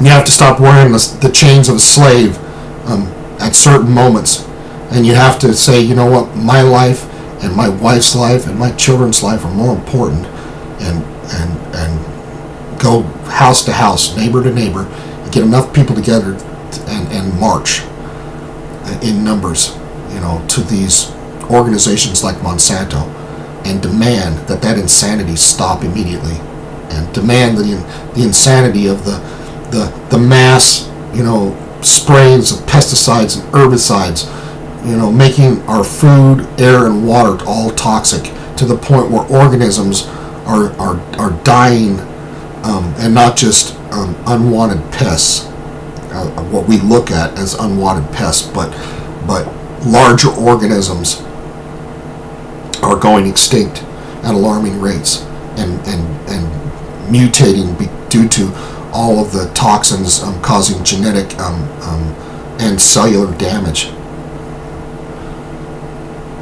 In other words, these people are killing life on Earth at an alarming rate, and the rest of humanity needs to care enough to do something about it. And that doesn't mean just sit on your butt and cry. It means get off your ass while you're still healthy enough, while you're still young enough and still strong enough. Unite in numbers and remove these maniacs forcefully. In other words, if the cops won't arrest them, arrest the criminals for their crimes against humanity yourselves. And if the cops interfere, arrest them too. Say, if you defend those that are killing off life on planet Earth, you're also a criminal, even if you wear a badge and a gun. If you serve these, evil maniacs on planet Earth, just for your paycheck, and you don't have enough intelligence to reason that you're serving the wrong side. In other words, you're serving devils instead of God Almighty in the process, instead of true law and order, instead of life. Well, then you deserve to be arrested as well, whether or not you're in a uniform and have a badge and a gun, if you defend these criminals that are committing crimes against humanity. And Monsanto is committing crimes against humanity, and DuPont and all these satanic families, pushing toxins and chemicals upon the world at alarming rates in all of our food, air, and water, are all committing crimes against humanity, every last one of them. Yes, they are. And I don't care if they've got paid minions in the FDA or whatever, those corrupt individuals should be arrested too. And humanity needs to get together and do it. In other words, stop allowing these people to get away with their crimes against you and your children. Stop it. Stop being cowards. I might be weak, but if there ever is such a unified effort, I pray I have the strength, to join it, to be with you. I'm advocating for it, and in other words, I'm aware that the powers that be, might hate me for calling for their arrests, but I'm calling for their arrests. I'm saying that they're either so ignorant that they're negligent in their duties to protect life on Earth, or they're so evil and corrupt they've accepted bribes to allow these criminals to destroy life on Earth. And either way, they're destroying life on Earth, and life on Earth is more important than their money, than their greed. Your life and the life of your children is more important. And people need to stand up for themselves and their loved ones and future generations. And they need to do it now. Right now. So, look at the things that are unpleasant on planet Earth. Get strong enough to face them, and pray God gives you the strength to face them, and pray God gives you the power, the knowledge, and the ability to actually change all these things for the better. And I pray that for you, and I pray that for future generations in the most serious way. Father, in the name of our Lord Jesus Christ, intervene. Divinely intervene as you've been doing from generation to generation to preserve life on Earth.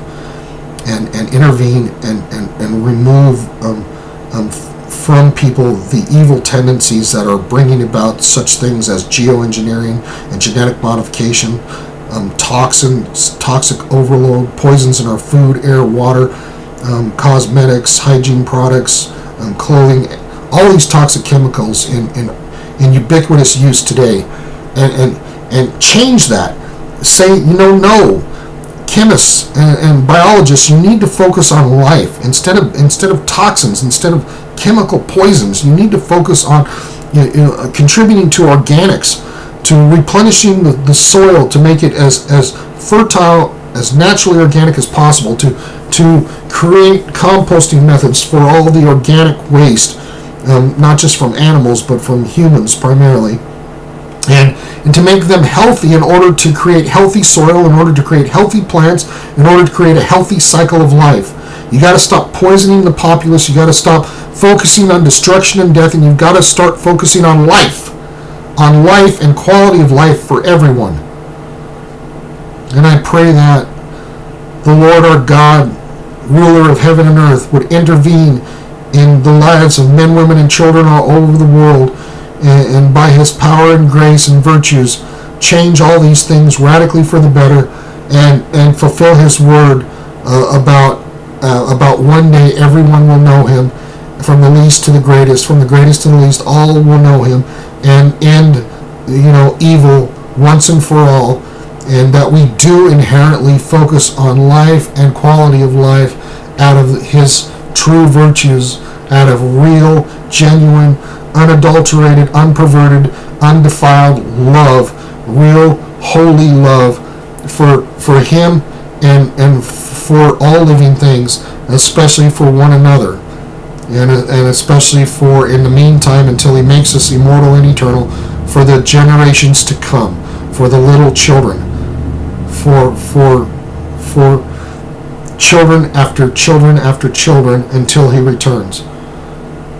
That we stand up and we do what we need to do to protect life on earth and quality of life, and we by God's grace are empowered and given the knowledge and wisdom to implement that in every nation, where we start to really care and not just think we care, but we care not just by words but by deeds, to take care of this planet that we're on, to preserve organic heirloom seed supplies, to plant living things, food for the next generations to come, and that we all practice that, all get concerned about taking care of the planet properly, and about taking care of one another properly, and about ensuring that when people die, they die as painlessly and as comfortable and as loved as possible, as compassionate as possible, and everybody, and not just the rich, has access to quality facilities for wellness lifelong, and especially as they get elderly, that we fund, instead of toxins, instead of pharmaceuticals, that we fund things that actually really do help us, like body work, like music, like breathing, like air, oxygen, and vibrations, and masseuses, and the things that actually the body really needs to help work out all of the lactic acid and the things that cause inflammation and all the other things that cause real debilitating pain as people get older. And if you care about your elders, when you're an elder, then and you teach each generation to care about elders, and you start teaching proper values to value life, well, then you'll have people that compassionately help you through those difficult times. And if you keep doing that from generation to generation, you stand up for one another, while you're young and healthy enough to do so, then you ensure that when you're not healthy enough and young enough and energetic enough to do so, that there's somebody doing that for you from generation to generation. So we need to change our focus and stop being so selfish, and realize that when we're not selfish is actually when we're doing the most good for ourselves. In other words, when we actually look at others and start to care and be truly compassionate about others, that's when we're actually doing the most good for ourselves. In other words, not being selfish actually has the benefit of affecting more good for ourselves than if we were selfish. In other words, if everybody's selfish and everybody's like attend me type thing, then everybody's like sitting there going attend me and nobody's doing attending. Do you understand what I'm saying? And when we're not selfish, when we do look to others, then we're always assured that from generation to generation, there's somebody doing that for each of us. In other words, there's always moments in life where we need one another. God designed it that way inherently in order for us to connect, in order for us to be friends, in order for us to be real family, in order for us to love one another. God, if God didn't want fellowship, He wouldn't have created us. So God inherently wanted fellowship for Himself, so He made that inherent quality in each of us. In other words, creation is designed by the divine to intentionally be interdependent, to intentionally need not just Him, but each other, to help each other, to, when you're strong, help somebody that's injured or weak or dying when you're healthy, and then when you're injured or weak or dying, there's somebody there to help you.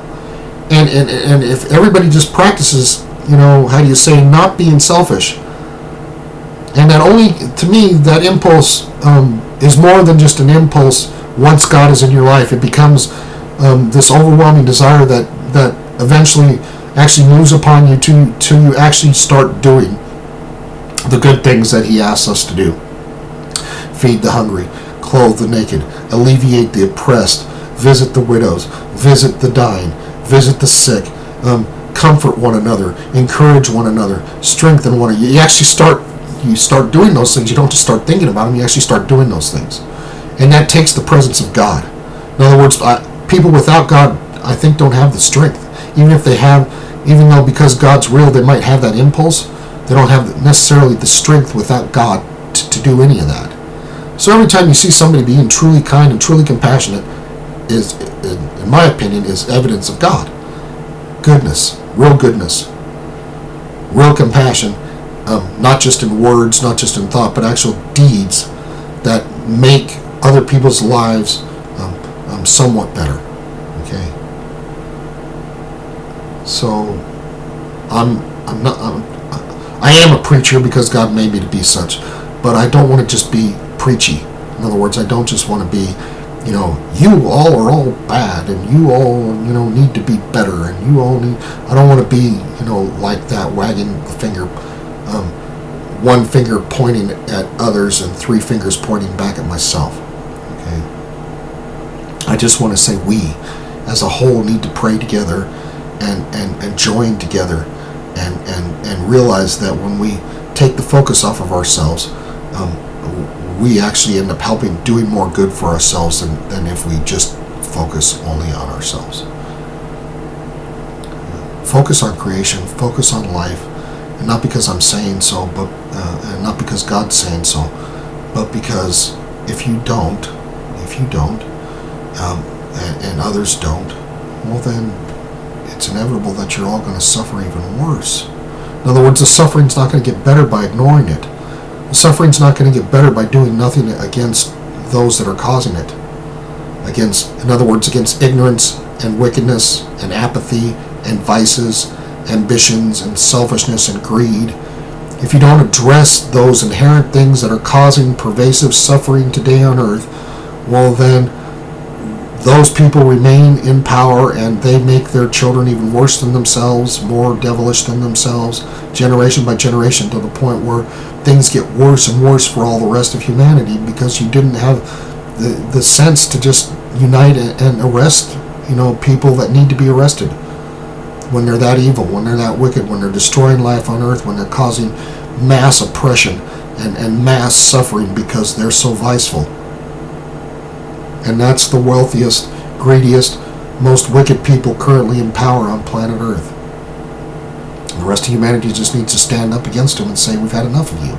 We've had enough of you and your evil ways. We're not going to take it anymore. We're not going to take your arrogance. We're not going to take your oppression. We're not going to take anything that you're dishing out any longer.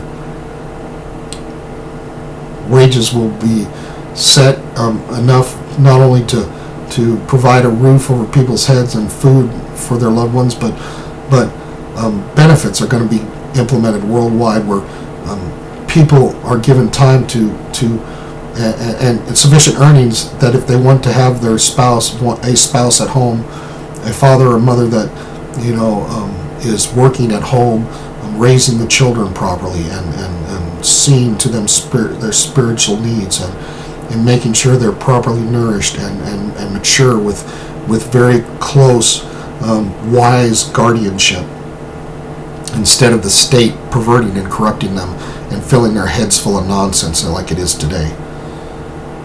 In other words, the state, demonic, satanic families financing coerced indoctrination, brainwashing them with crap, telling them they came from monkeys instead of God. That evil stops because people say, we've had enough. We've had enough of your deceptions, your lies, your oppressions, your perversions. Realizing that the whole reason why they're teaching little kids to strap on diddles is these people that have all the money are perverts. They're child molesters. And the rest of humanity, you're turning your children over to them. It's like in other words, your apathy and your lack of awareness is almost as bad as the people that go up to these pedophiles and sell their children, prostitute their own children, when you turn them over to public indoctrination institutions, as perverse as they are to this day,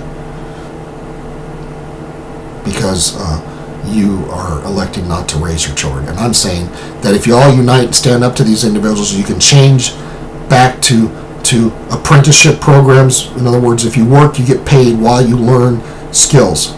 instead of paying like they've set it up. They turned the whole paradigm around.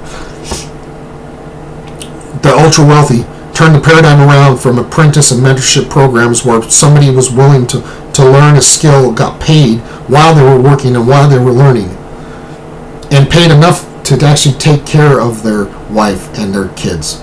So their wife and kids didn't have to work.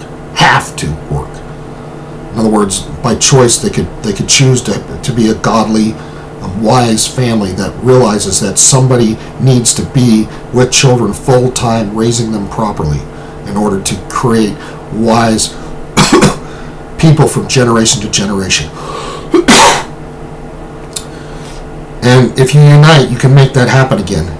Wages can go back. But what's happened is they did away with all those apprenticeship programs, and they've done away with unions as much as possible. They've done away with unity. They've divided everybody. They separate even families and children from their parents. They've divided everybody so they can control them instead of God and wisdom and proper values and virtues. And to keep you separate and fighting amongst yourselves so you don't unite against them. So that way they can dish out more and more slave wages and oppress you all even worse from generation to generation because you're not united. And so you instead of advocating for proper wages, you piss and moan that how dare somebody ask for a raise of the minimum wage because you know that you can't afford, higher cost of living for yourself because your wages yourselves are inadequate. So in other words, what you're doing is you're advocating for your slave wages and their even worse slave wages, and the devils are laughing. The devils on planet Earth are laughing. It's like, you're not standing up for one another against them. And that's what you need to do. It's like, if you're concerned that you won't be able to afford your own cost of living if they raise the minimum wage, then that means your wage is also inadequate. Plain and simple, that's what it means. In other words, everybody's, accepting slave wages from these scum. These scum live in palaces, man. Study the Rothschilds and Rockefellers. Study the rulers on planet Earth, the people in control of money right now, and look at how they live, and compare it to the vast majority, and realize it's these scum. It's them that are responsible. They're evil, selfish, arrogant, delusional, demonic. It's them. And instead of bickering against each other and saying, no, you don't deserve, if you work to earn an honest living that actually can pay for your food and to be alive. In other words, if you're so oppressed that you have to work a minimum wage job, if you're so maltreated that you have to work for minimum wage because that's the paradigm these greedy oppressors have established, and minimum wage is below the poverty level. In other words, you don't just have to work 40 hours a week. You don't just have to work 80 hours a week. You have to work more than 100 hours a week just to pay for your rent. You don't even own anything. You just to be alive, you've got to work every waking moment at minimum wage. And there's an awful lot of minimum wage earners that are homeless, living in their cars. A lot of companies won't even pay full-time minimum wage, and they won't implement benefits because they're so damn greedy. They're so selfish, and they care so little about other people that they're willing to make other people's lives so miserable that suicide is increased, homelessness is increased, and it's these greedy oppressors, man, are responsible. And the rest of humanity, instead of bickering among yourselves for their scraps, needs to look at them and say, we've had enough of your greed and your oppression, your crimes against us, because that's what they are. They're crimes against humanity. It's modern slavery, and just not called such just because people don't want to admit that they've been reduced to slavery by these greedy oppressors, but they have. When you're honestly working, I don't care if it's a minimum wage job or not, If you're honestly working an honest job and you cannot even buy your own food, you don't make enough to buy your own food to stay alive, but you have to beg, you have to go to charities, you have to go to the food bank, you can't pay your rent, and you're working 2 of those jobs, that means they're not just throwing you slave wages, they're not even throwing you wages enough to keep your ass alive. You're worse than actual slavery. Slavery, they at least kept your ass alive so you could work for them, for as long as possible, because you were an asset, a property of theirs. Even if they maltreated you, they at least kept you alive so you could work. In other words, you were at least fed, and you at least had some clothes because they didn't want to look at you all naked, right? So I'm saying what's happening, even though it's not called slavery, is worse treatment than slavery, because people are not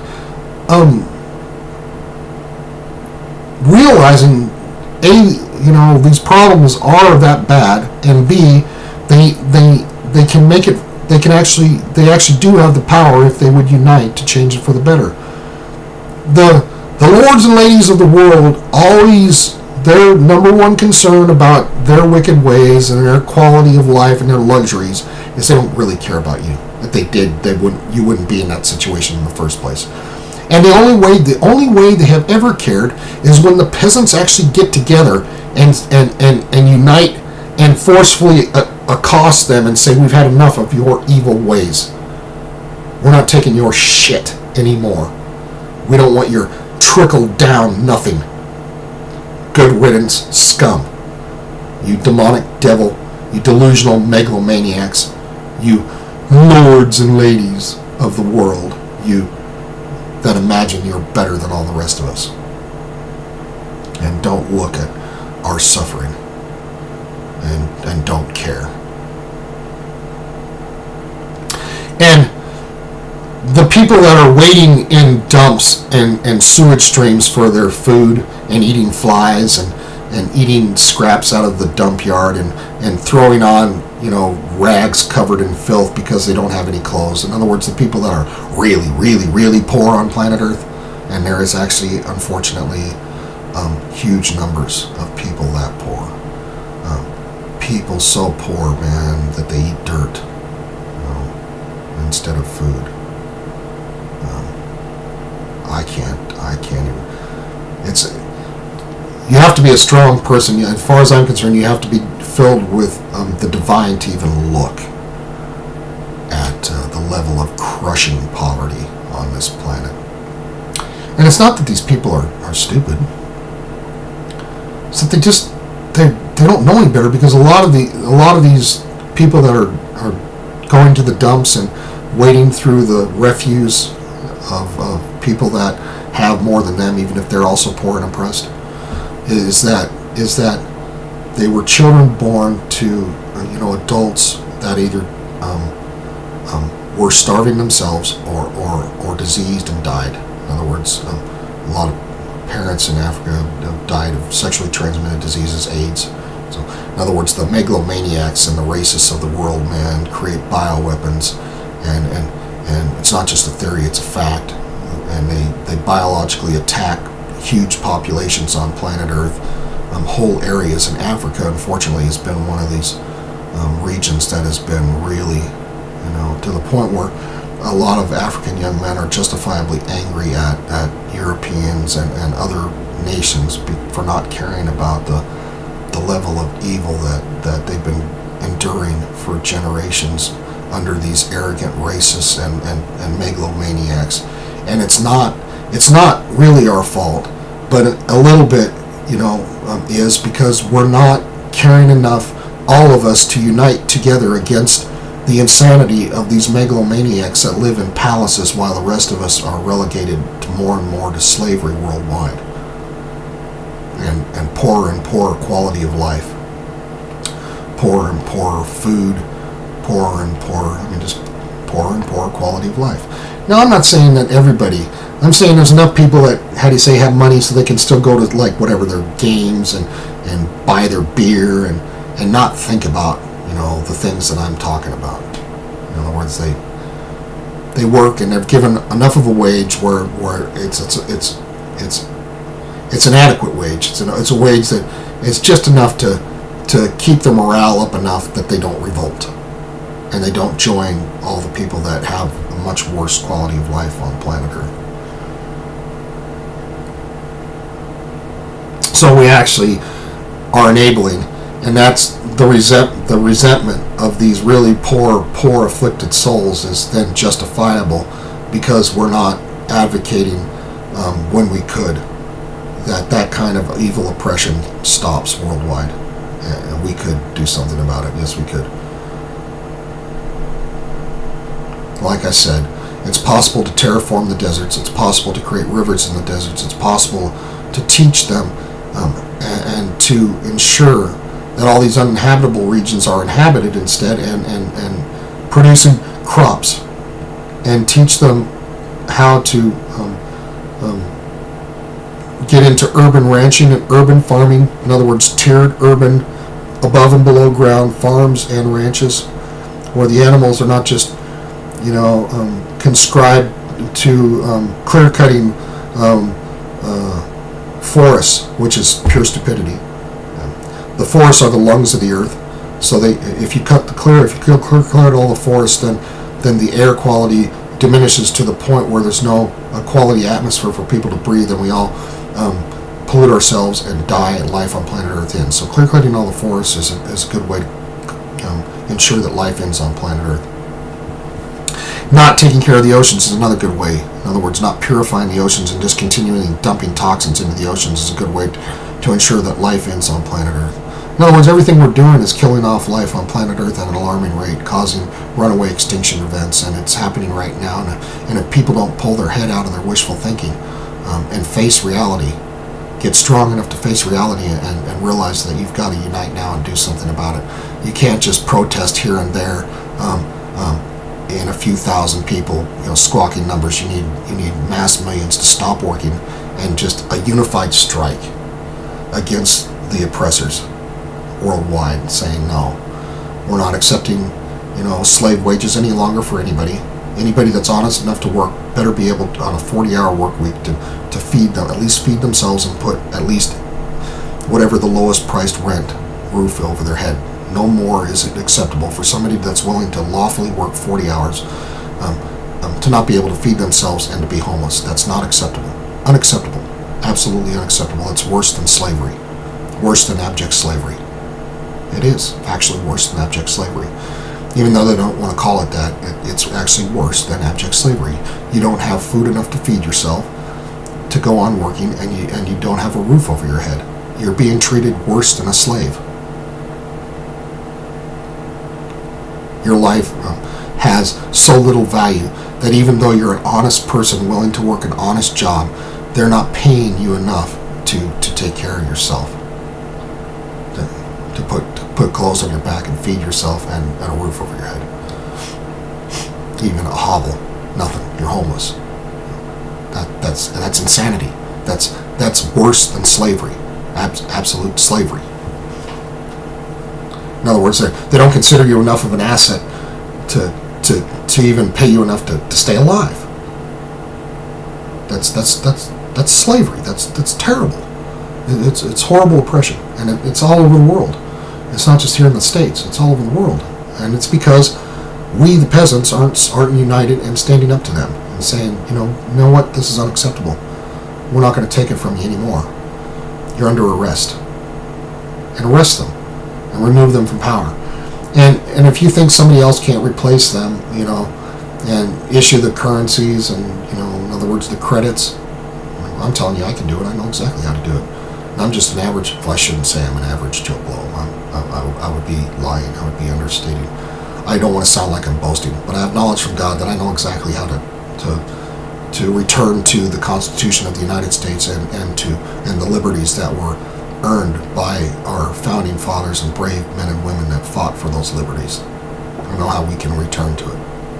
Free us from the grip of the satanic New World Order and their control of our national currency. That would be the very first step towards freedom from the oppression.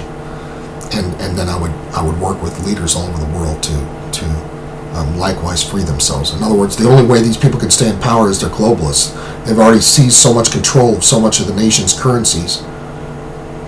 And what I would do is I'd first free our nation, and then I would train leaders all over the world to free themselves from the grips of these evil people.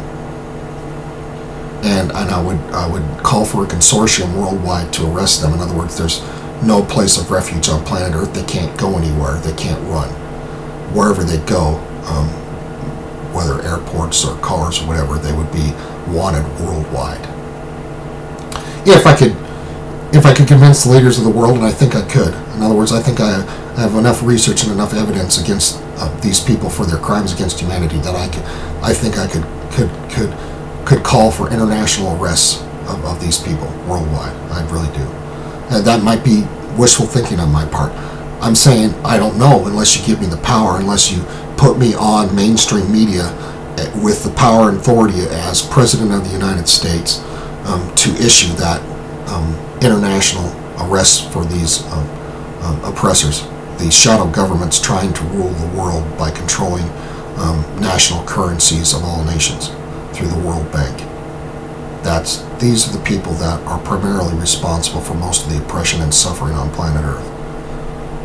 They are responsible for the geoengineering and the genetic modifications and the crimes against humanity and the biological weapons and the nuclear weapons and the radiations and the toxins in all of our food, air, and water supplies and the attempt of centralized control over seed supplies and, in other words, over the very things that make for life on Earth.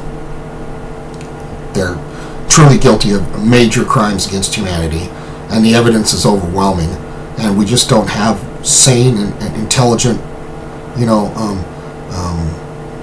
knowledgeable people, powerful enough and with enough backing of sane, intelligent, powerful people, armed people, to go arrest these wicked families that are responsible for all of it. And that's exactly what we need to do. And I know I'm making myself their enemies. I don't want to be their enemies. What I really want is for all these megalomaniacs to change their wicked ways and stop disdaining humanity so much, and stop lying. In other words, stop creating propaganda where they pretend to care while people still suffer and die under everything they're actually doing. In other words, it doesn't matter what they say, it's what they're doing that indicates what they really think and believe inside. And what they're doing is killing off life on planet Earth at an alarming rate. And even if they say they care about ending poverty, if they really cared, it would end. Because they have unlimited wealth. They issue money out of thin air. They have unlimited wealth, yes they do. And I'm sorry, man, that's reality. I know people have a hard time, conceding that, but that is reality.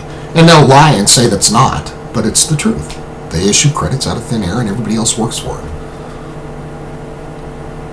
Now, I'm not saying it's a bad thing for us to work. If we didn't work, life wouldn't go on planet Earth either. So work is a good thing.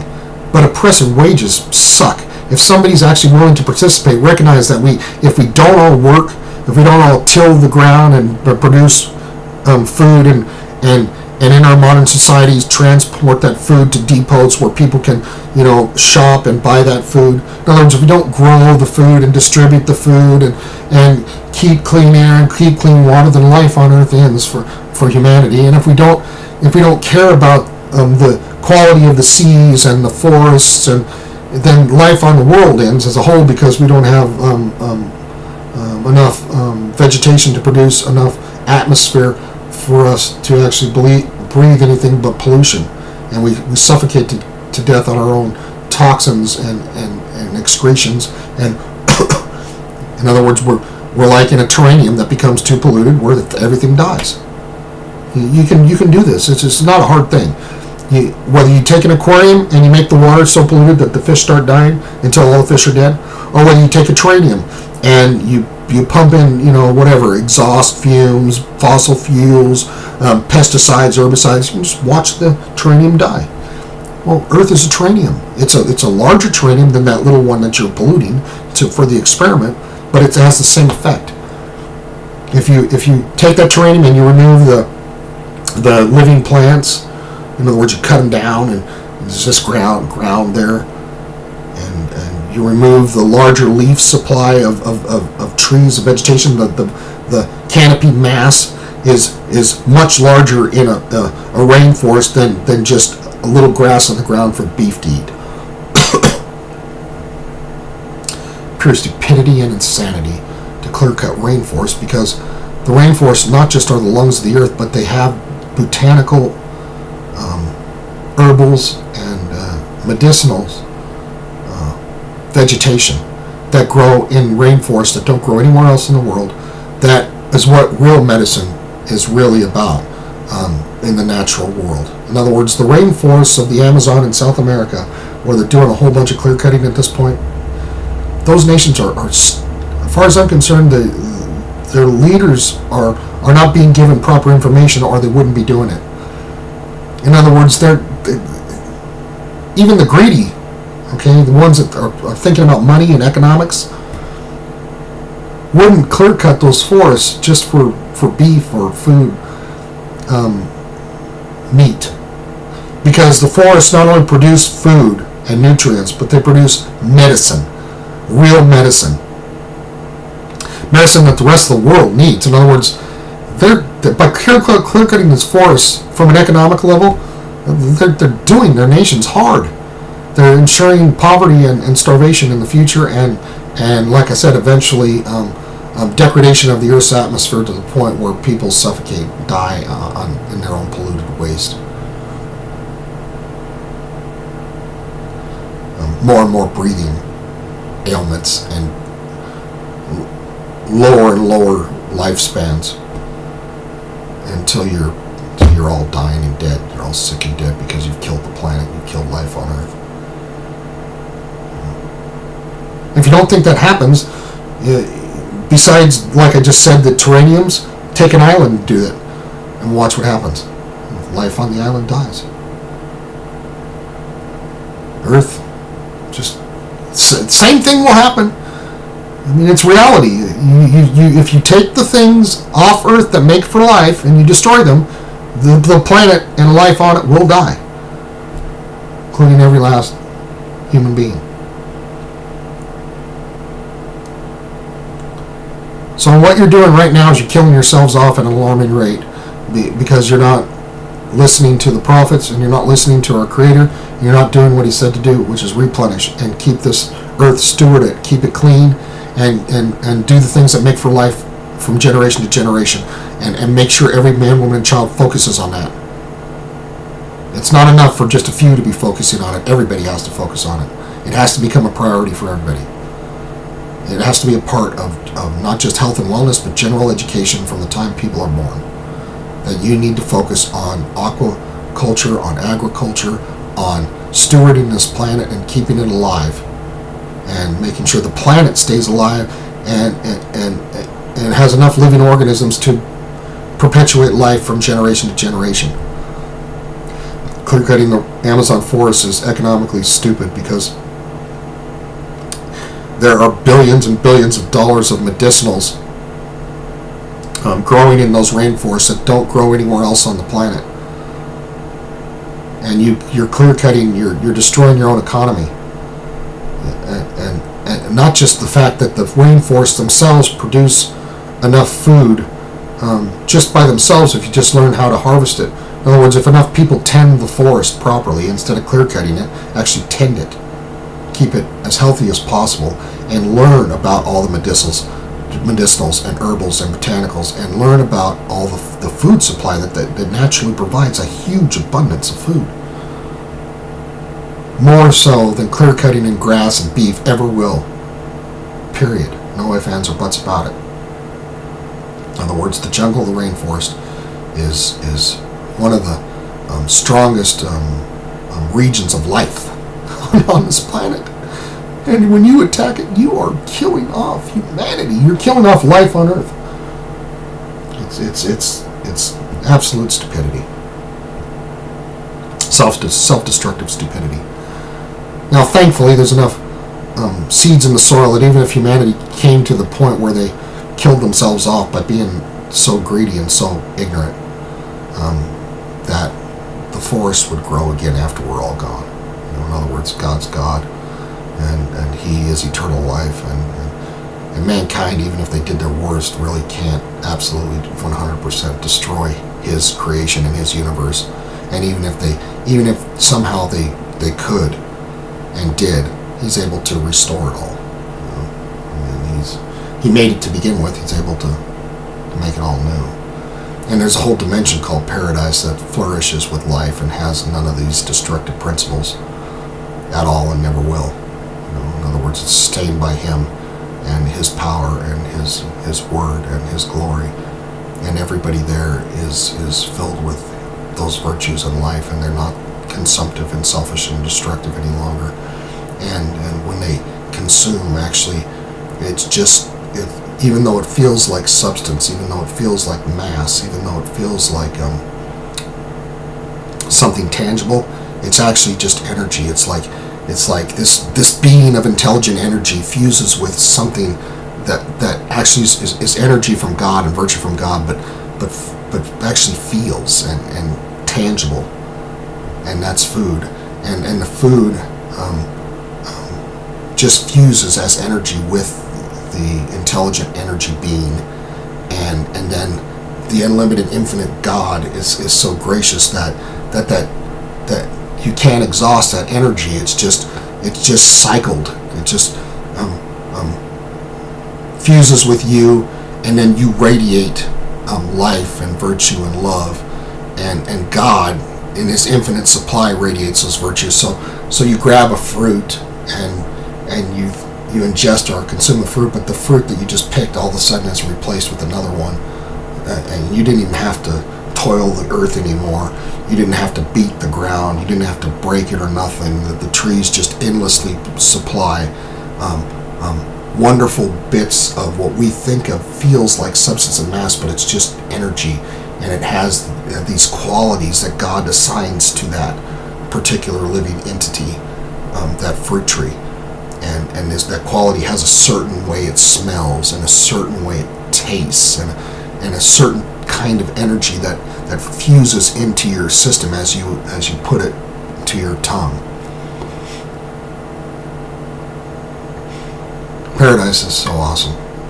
There's no more decay, no more death, no more excrement, no more everything that this world is. It's not like paradise. This world has the curse in it, has the thorns, has the briars, has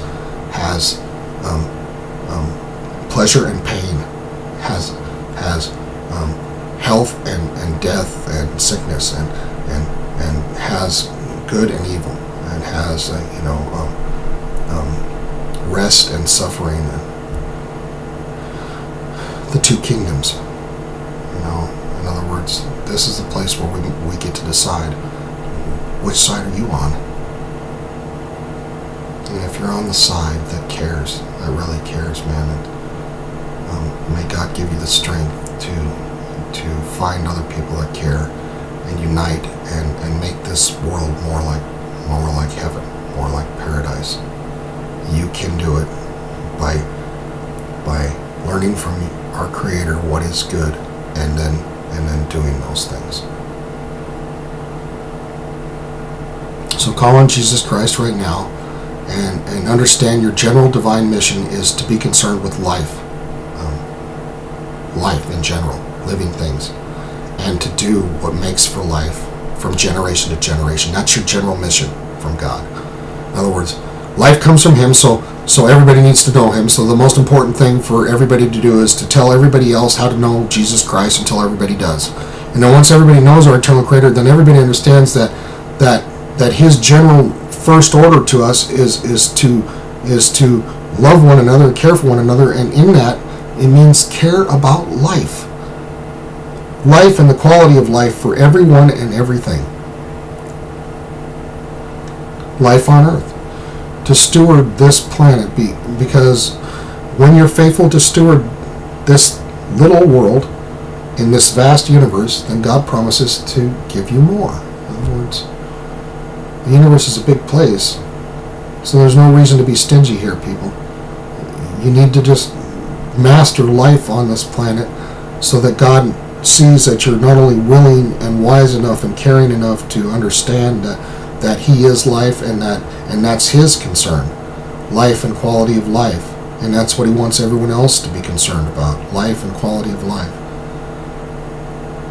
And when you get that kind of enlightenment to the point where you're actually doing things that make for life and quality of life, and stop destroying this world and everybody else and everything in it, then you can ascend with a clear conscience, and the universe is vast. Paradise, I wasn't aware of any limit in that dimension. In other words, I wasn't aware that paradise was of limited volume. In other words, this planet's really small, but I wasn't aware of that about paradise at all.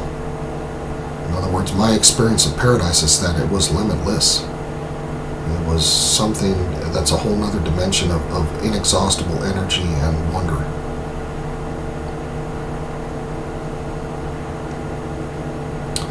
If you want to go there, you need to be wise enough to listen to him now, so that he knows that you'll listen to him forever.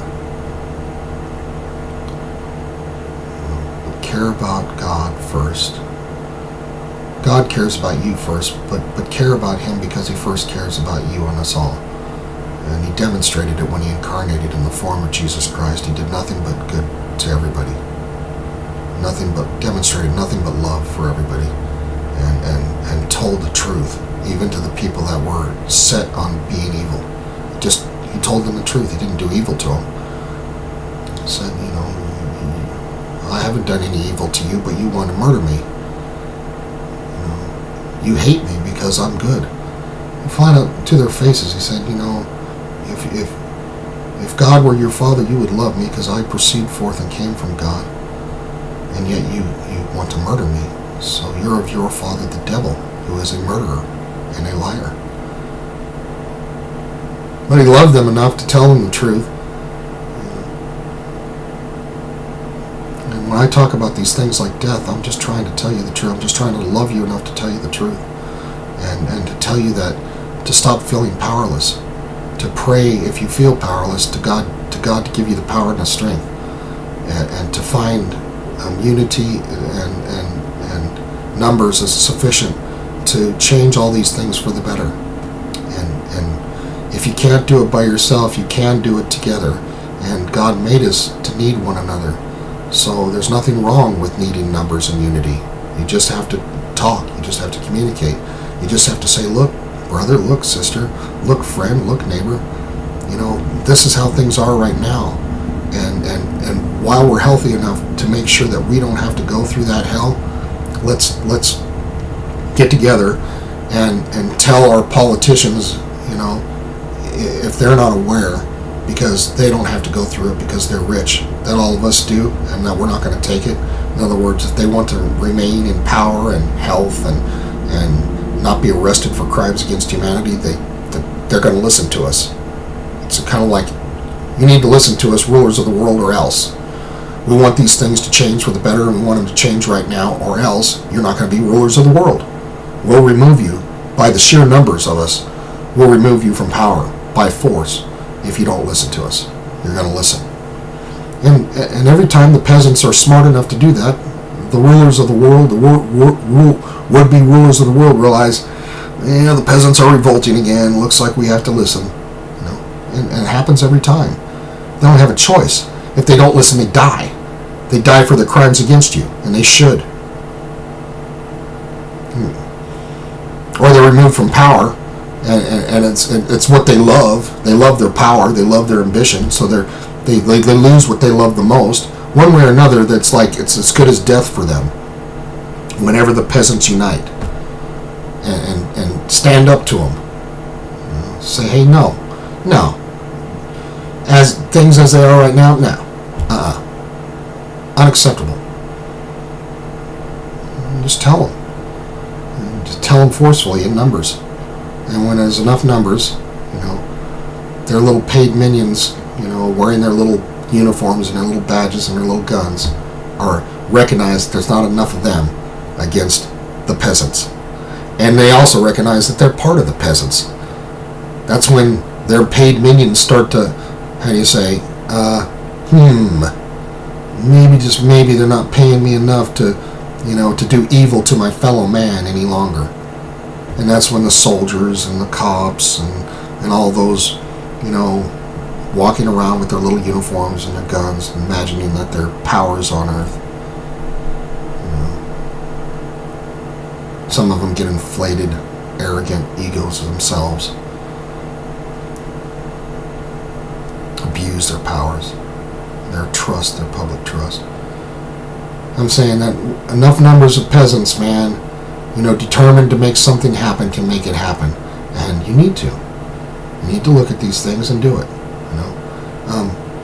If you don't do it, things, will inevitably, they always do, when the peasants don't stand up to the oppressors always get worse. Life and quality of life gets worse. So when life and quality of life gets worse enough, you'll either finally stand up for yourselves or you'll all suffer and die.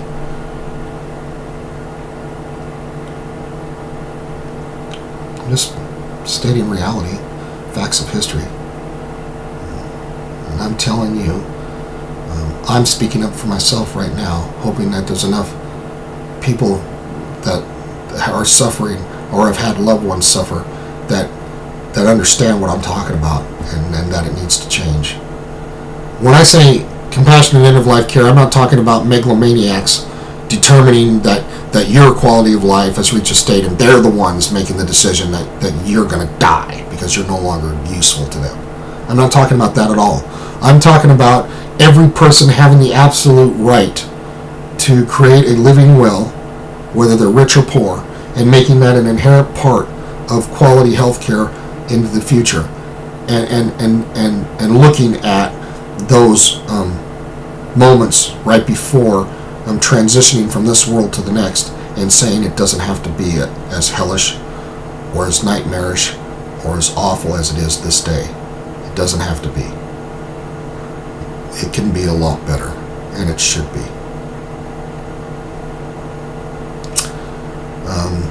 I pray and I ask you, my fellow human beings that I care about, that I don't want to see suffer that way either, to